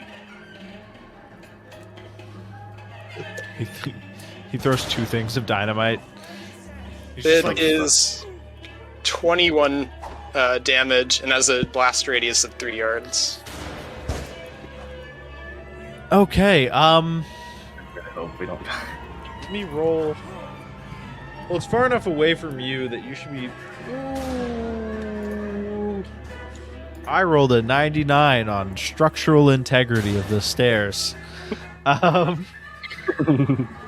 So, which I know is not a roll in the game, but I was just like, let me just roll for this, see what happens. So yeah, you throw the dynamite down the stairs, and that tunnel like collapses, completely breaking you off. It collapses on top of all of the cultists, but you are now completely closed off from anything beyond that. There's just rubble completely like all over. Oof. Oh well. So are we like completely separate from Cal? There's no way to get to him, and he can't Pretty get much. to us. Princeton, Godfrey, what's the plan? All right. Holy shit! Did you see that the stairs went out? Right, I wasn't paying that much attention. Yeah. Okay. Holy shit! Did you see the staircase go down? We gotta run first aid on these guys. No, we don't. Phillips, All right. shut the fuck up and follow character here. Yeah, we do. We do. We must help our fellow brethren.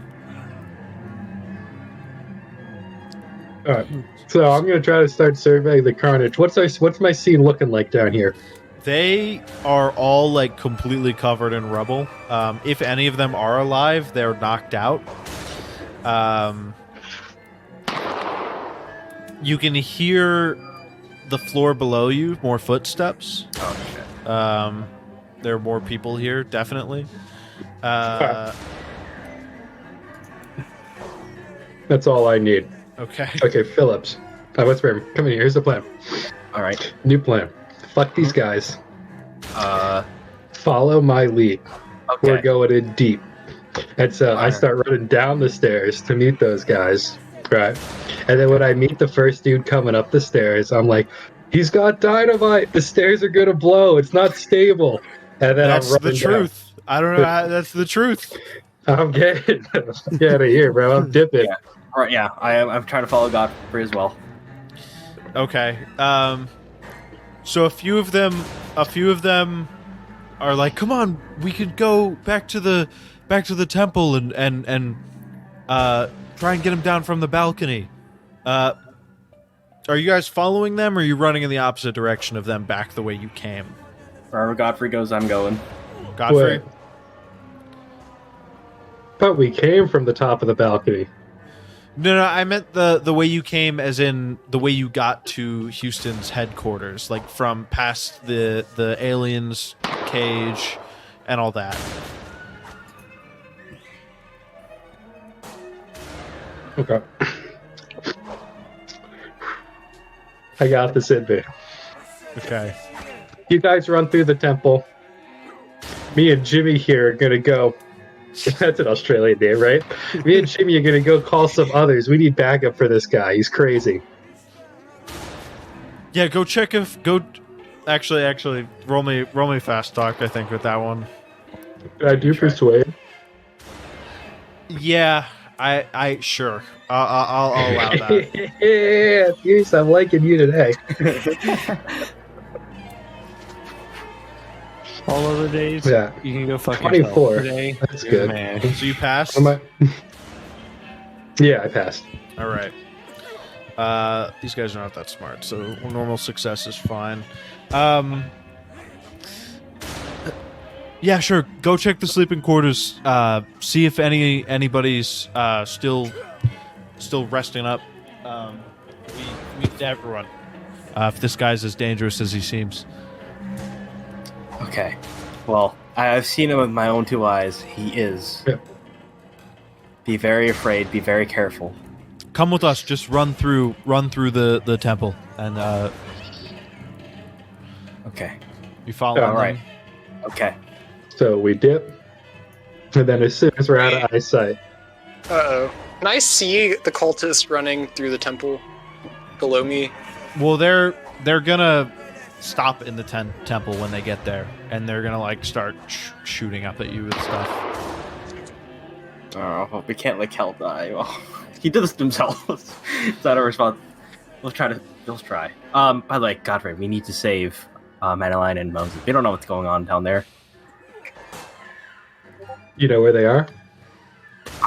First floor? Second floor? Fuck it, we're armed. Let's go. Okay. Well, I mean, I've got a lightning gun that may or may not hit anybody. Okay. So. Okay, so wait, so what is Princeton's plan? Well, I'm following Godfrey, but eventually I am going. If I run across Madeline or Moses, we're ordering them to just GTFO. So are you guys following them to the temple and then running through like they said, or are you just running the opposite direction no matter what they said? Now we're following through the temple. You're following them to the temple? Yeah, we run it through. Okay. Yeah, you guys run through Princeton, or not Princeton, Cal. All of a sudden, there's a bunch of cultists below you. I think some of them have guns. Yeah, some of them have guns, some of them don't. They're starting to shoot up at you. You can take cover if you like. I would assume that you would. Yeah, take cover. Let's see. It's been quite a while, so Princeton, Godfrey, you guys run down back to the bunkhouse where you first came in from. It's very close to where the temple is. So you, unless you guys wanted to stop for some reason. Are we in earshot of anybody right now? Not at this point. No. At this point, I would guess you guys would have run past the temple. All right. Okay, so stop Phillips because I'm out of breath because I'm fat and old. Like, we're at an impasse, Phillips. We are. Our fine I stopped making Australian that friend could use some backup, Okay. and How do you the suppose other we get to two, Cal? Madeline and Moses. I'm pretty I sure don't think Cal it's a can. matter of getting to Cal. I think it's a matter of removing the threat on Cal's life. Well, Cal, I believe he can handle himself right now. The priority, I don't know if Moses and Madeline are capable Well, probably are, but just to be sure, they need to know what's coming to them. All right, we know Madeline's capable, at least. You. Um, But Moses, he's a psychologist. but we know where Cal is, right? We gotta explore this temple full of crazy shit. Okay. Phillips, I don't know the play. I'm leaving it up to you right now. Okay. I think first we've got to get Madeline and Moses to just like come up with us, and we'll try to. I don't know if they freed any more prisoners. They should do that. We'll help them free all the prisoners, and then once that happens, we're leaving. Cal, I don't know if he wants to stay here or not. We'll try to save Cal, but What's the stake? You don't know if he wants to stay here or not? That's a little disingenuous, but okay. We'll go find Madeline and hope that Cal holds out a little bit longer for us. okay. Okay. Yes. So you guys run back towards the bunkhouse where you came in from. It's very close to. You run back. You run down the hallway after running out of the temple, and you get to that same kind of intersection that I talked about right at the beginning, where you had the big stone doors leading to the bunkhouse, and then you had two lefts, like immediately after each other, if you remember that. And you guys took the first one instead of the second one. Well, you just came from the second one. So you come kind of full circle here.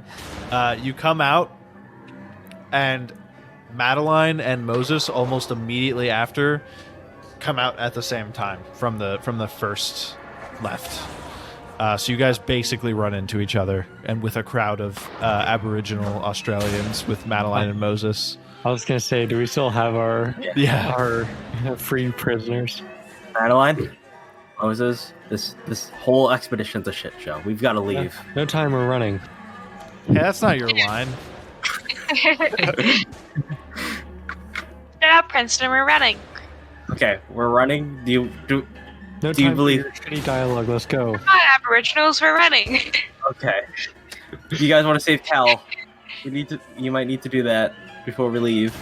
We need to get these people out of here, then we can go back for Cal. Okay. Will It's- Cal make it?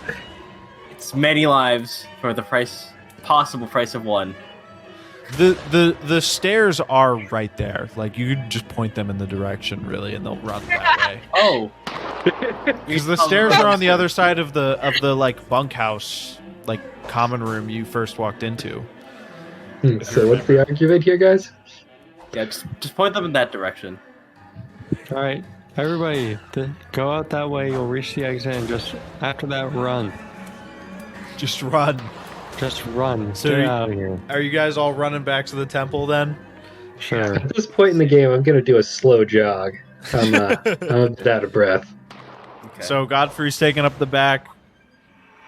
Princeton didn't seem overly concerned about Cal, so I'm assuming he's not in the front either. Who wants to take up the front? Well, would I know where I was going? Well, Yeah, it's a prob- straight shot. Oh. And they probably would have told you. They probably would have been like, "Oh, the temple's down this way." I guess I'll go up to the front with my lightning gun. I'll I've got a follow lightning. close behind. And then Godfrey's in last place. Yep. By distance. So there are 15 cultists ahead of you.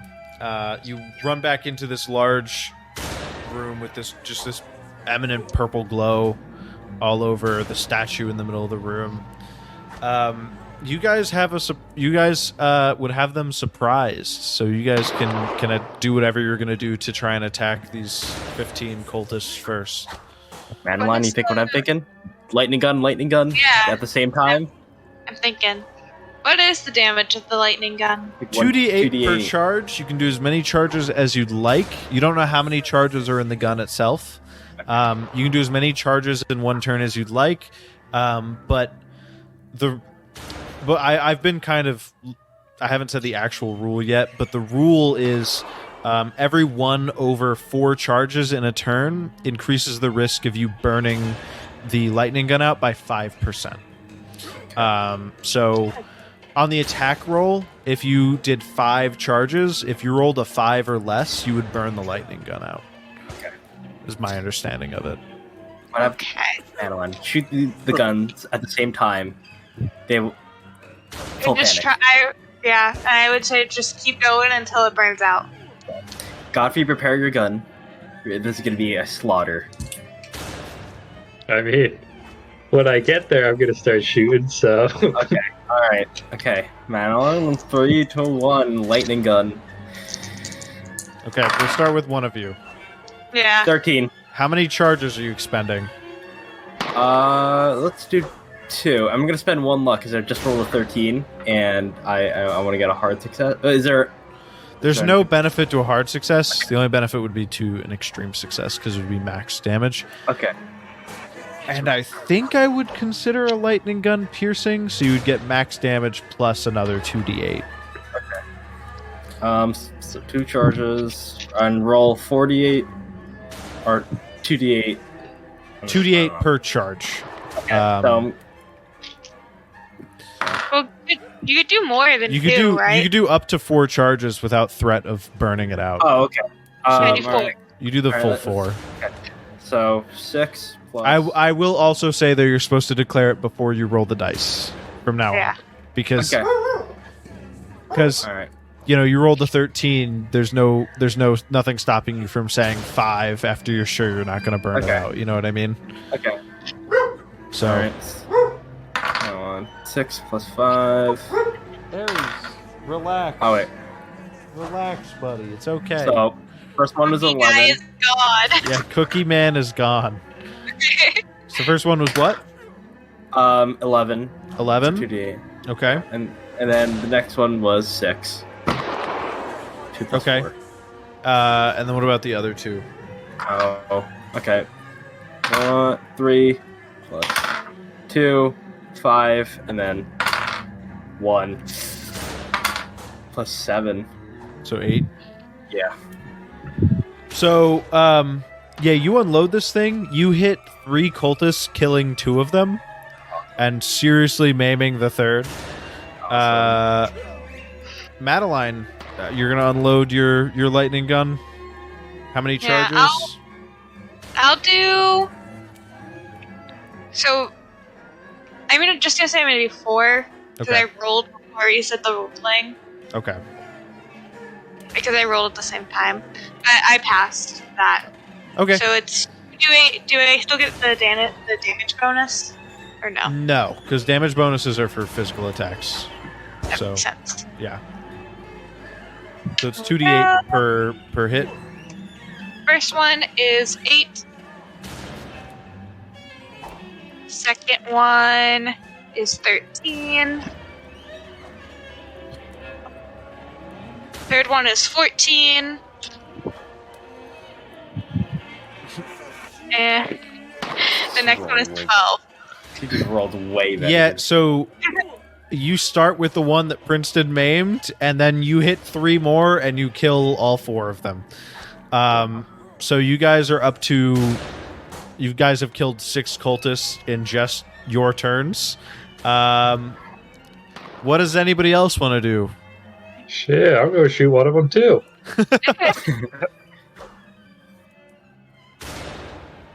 I hit. Okay. What's my damage again? 2d6 plus 4.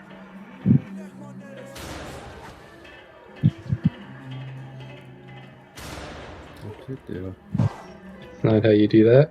Okay. That's actually a higher average than the lightning gun, I think. Because it's 3 plus 3 plus 4, which would be... Yeah, I hit him for 13. Hit him for 13 damage? Yep. All right. Yeah, you shoot another cultist in the back of the head. So you guys have taken out... You guys have taken out 7 cultists in Almost half, guys. so far. Moses, what are you gonna do? Moses. Can I just try and run past them? You're just going to run past them? Yeah. Where are you going Okay. to? The place that they're blocking that we need to get to. I forget where we need to get. Oh, to get save Cal. Yeah. That area. Would you guys have told him on the way here that Cal blocked the only way up to get him I think that's kind of implied. with dynamite? I would hope so. Yeah. Yeah. Yeah. We didn't hear the dynamite. Yeah, I don't feel like that's implied either.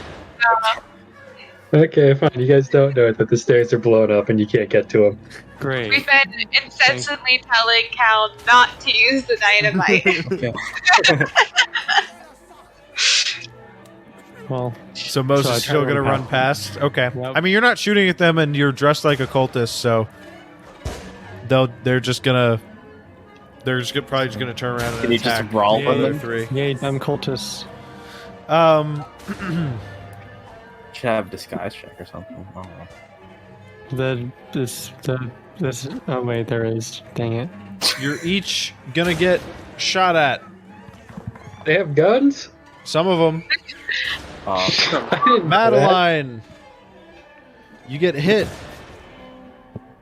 Damn it. They rolled 4 damage. Hey, What? That's a- Shit. hey. Well, anyways. Princeton, Job. they missed you. Congratulations. Wow. I'm, Godfrey, Uh-oh. I don't like 3 I don't like damage. How does 3 damage sound? Hey, I rolled guess a what? 1 Guess on where I'm at damage. again. 1. Oh wait, no, I'm at 2. My bad. Oh. okay. Well, their guns do a dice plus 2 damage, so no matter what, if they shoot you again, you're down. But they only have 3 cultists with guns. But I guess also if one of them dies, then somebody else can just pick it up. Whatever. Whatever. Okay, you guys have killed almost half of the cultists. It's your turns Except- again. They're the ones that without guns are probably coming towards you. Sam, not Sam. Cal, use some fucking dynamite. Blow these guys up or something. I feel like I probably should have been throwing dynamite down there. Oh, that's probably true. Well, Is he? Oh. They probably would have been moving around. No, 'cause and now they knew you Moses had also dynamite. ran. Yeah, can We Moses didn't like know. can Moses tackle one of them or something? Help us out here. Well, so now it's the players' turns. Do we want to just run through lightning gun again real quick? Yeah, Yeah, How I many am gonna. pretty effective. How many 2 times. charges? I'm doing it twice. Well, you can do 4 charges per turn without threat of burning it out. Oh, really? Okay, never Yes. mind. All right, 4 times. All right, 25. Oh, 21. Let's All right, go. that hits. Go ahead and roll damage. I'm essentially thinking you guys are like pointing it at them and then turning, so that way you hit as many as possible because there's a whole crowd. First one's 14. 14. Nice. Then that one's 7. 7. Okay. Oh no, I also rolled another 2. This one's 3. Boo. 3. Oh, 8. 16 max damage on that one. Yeah, you kill 3 more of them, so you're up to 10 dead. Can I try to do 5 Sure. charges? Just don't roll a 5 or lower. I hope not. I rolled a 7. Wow. So, joke's on you. All right, so go ahead and roll 5 sets of 2d8. First one's 11. 7. That one's 10. That one was 12. Ah. That one was 10. How many is that? That's 50, I believe. It's about 50. No, how many times did I do 5? Oh, I don't know. I wasn't keeping track. What'd you do? You I wasn't keeping track. Yeah, I wasn't either. I was trying to I was trying to count up how much damage total it was in my head because, again, I've been letting you guys attack multiple cultists at once with these charges. So I think that was 5. Okay. Yeah. I think there's an 11, a 7, 2 10s, and that's already 4. There's one more. I think. A 12 or something. wasn't Yeah. it? Yeah. Okay. Okay. So, yeah. There's one left. I think you clipped him. I'm gonna shoot his ass. Okay. I'm gonna shoot him. All right, a mercy. And I get, what's that, a hard or an extreme? It is an extreme success. All right. Roll. So you get max damage. Roll 2d6 again. Dead. So that's 16 plus 2d6. Go ahead. 16 plus 8 plus 4, 12. Stop! You're already dead. Yeah, 16 plus 12. That's 28. All right. So yeah, you shoot this guy, and he gets like blown backwards, just like against the wall behind him. Like he's running towards you full force. Full force. You shoot him in the chest, and he just flies backwards. And now you guys are all left alone in the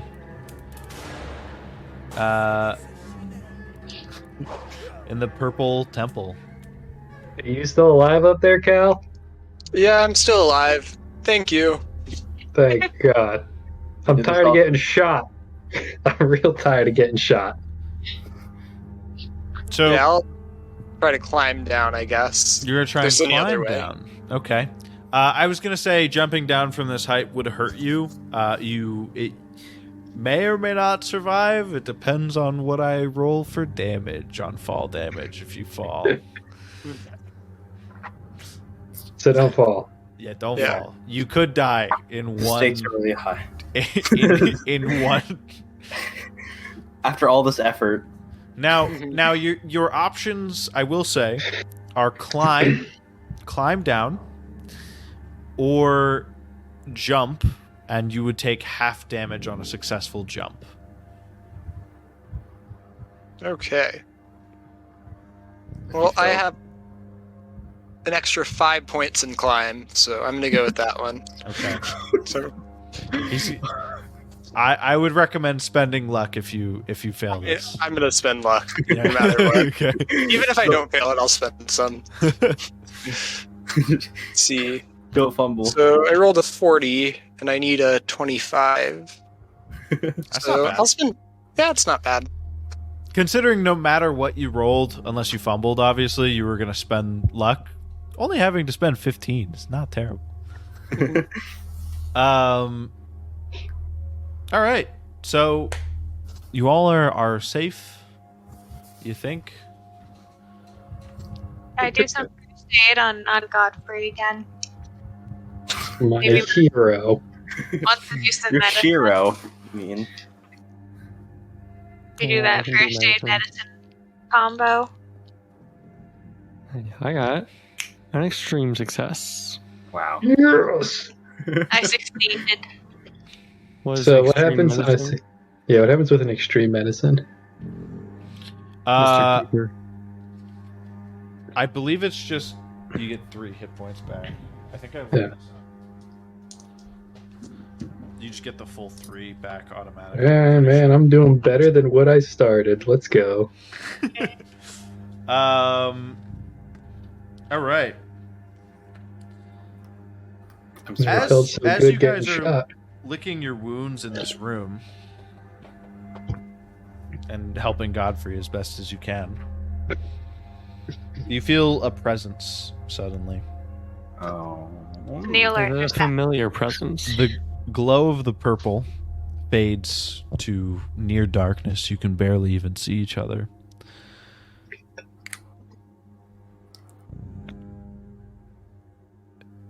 The energy from the 3 previous victims of that ritual that some of you witnessed, are nearly sapped of all life and energy tied to the statue.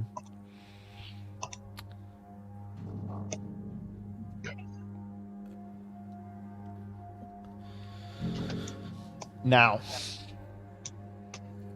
it seems almost like a spirit that comes out of the statue. It's like a ghostly form, but it kind of resembles a gigantic bat, but instead of a face, there's a single 3-lobed burning eye, and thin writhing tentacles trail beneath its wings as it flies out of the statue in a slow, kind of almost smoke-like formation. It flows out of it. It perches on it perches right in front of the 3 victims. And you feel a presence in your mind. There's no resisting this one. It forces its way through the second you even think that you might want to stop it. Well, this is less than ideal. Normally when I appear here, I'm a little better able to... I'm in a little more of a physical form. Unfortunately, I won't be able to directly harm any of you right now. Well, unless I decide I need to put a little more effort into this. It's in your best interest to not make me decide that. I see that not all of you are here. Some of you are missing. Godfrey, what happened? Princeton. We ran into some complications. Yeah. It's a long story with boomerangs and cultists. That's not the story. It's a shame. Sam and Amelia, Reginald, Jack. It's a shame. I really thought... Well, Reginald's doing okay. Yeah, and Amelia, they have a child, so... Well...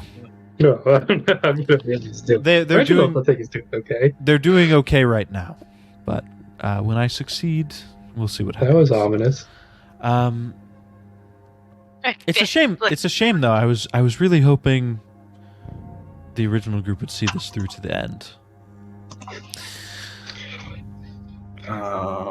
But if Don't it worry, me and Princeton are here. Yeah. we'll finish this up nice and tidy. I'm Just not. you wait. I'm not sure Princeton's all there, and one of the wings kind of the end of it kind of points up to the burning eye. He's got a nice range of motion on that thing. Yeah, this is like a moving statue. It's like a puppet. No, it was like a ghostly form that came out of the statue. Is Princeton still naked? Yeah, it is Princeton. Underneath all these robes, I am. He's wearing like 4 robes.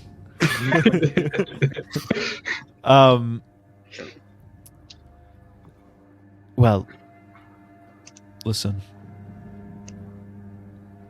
You might think that you've done something in some place in Kenya or here in Australia or in Egypt or England, but even with this minor setback, my plan is already in motion. I could even push it forward if I wanted to, which I think I will. I think it's almost time. I'm gonna go take off my clothes. Do you say this out loud? I do it, and I do it despite him. Aubrey Penhew will be pushing forward the great rites.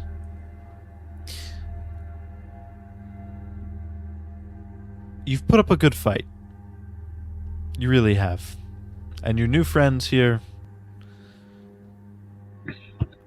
I think they have to. They will.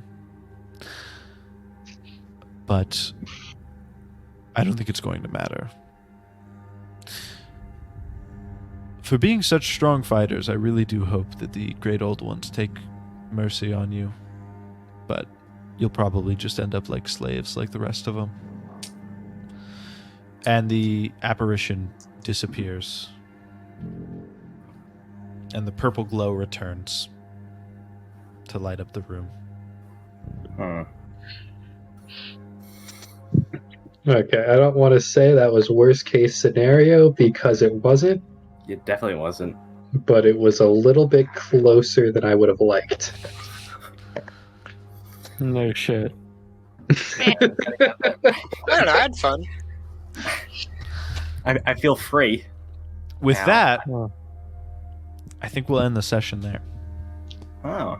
And we'll pick up probably on the way to China in the next Wow. session. Oh, spoiler alert. Spoiler! No, I think we should Almost go as if that to was the only Antarctica. option left. Antarctica? I think Antarctica's the way to go. I have an Antarctic campaign. We can just run a little sidetrack in which the world ends in the middle because Nyarlathotep pushed up his plan, whatever it is. I don't know what it is. Bullshit. Terrible liar. Anyway, thank you for watching. Thank you for listening. I hope my new microphone was pleasant on your ears. However you ended up watching or listening. This very long episode. This very long episode, yes. Well, compared to recent episodes, I don't know. It might not be the longest we've ever done. We'll see. But thank you for watching. Thank you for listening. If you watched on whatever you watched on or listened on, please follow us, give us a like, rating, subscribe, whatever it is on whatever platform. We really appreciate it. Also, if you follow us on Twitter at NotJustAnyPod, there you'll find information on this show as well as our other podcast, Not Just Any Book Club. If you're interested in literature, check that one out. We have some Lovecraft episodes on that one. If you love Lovecraft. Also, if you are listening on a podcasting platform or watching on YouTube, we'd like to invite you to join us. We stream on Twitch at twitch.tv/NotJustAnyRPG. Friday nights at 8 p.m. Eastern is when we start. We go to whenever there's a stopping point. So yeah, we'd really love to see you there. We try and interact with the chat a little bit. It's a fun time. Hope you had a good time. We'll see going forward if our investigators can stop the evil that is Nyarlathotep. Thank you for watching. We'll see you next week. It'll be an easy dub. Easy to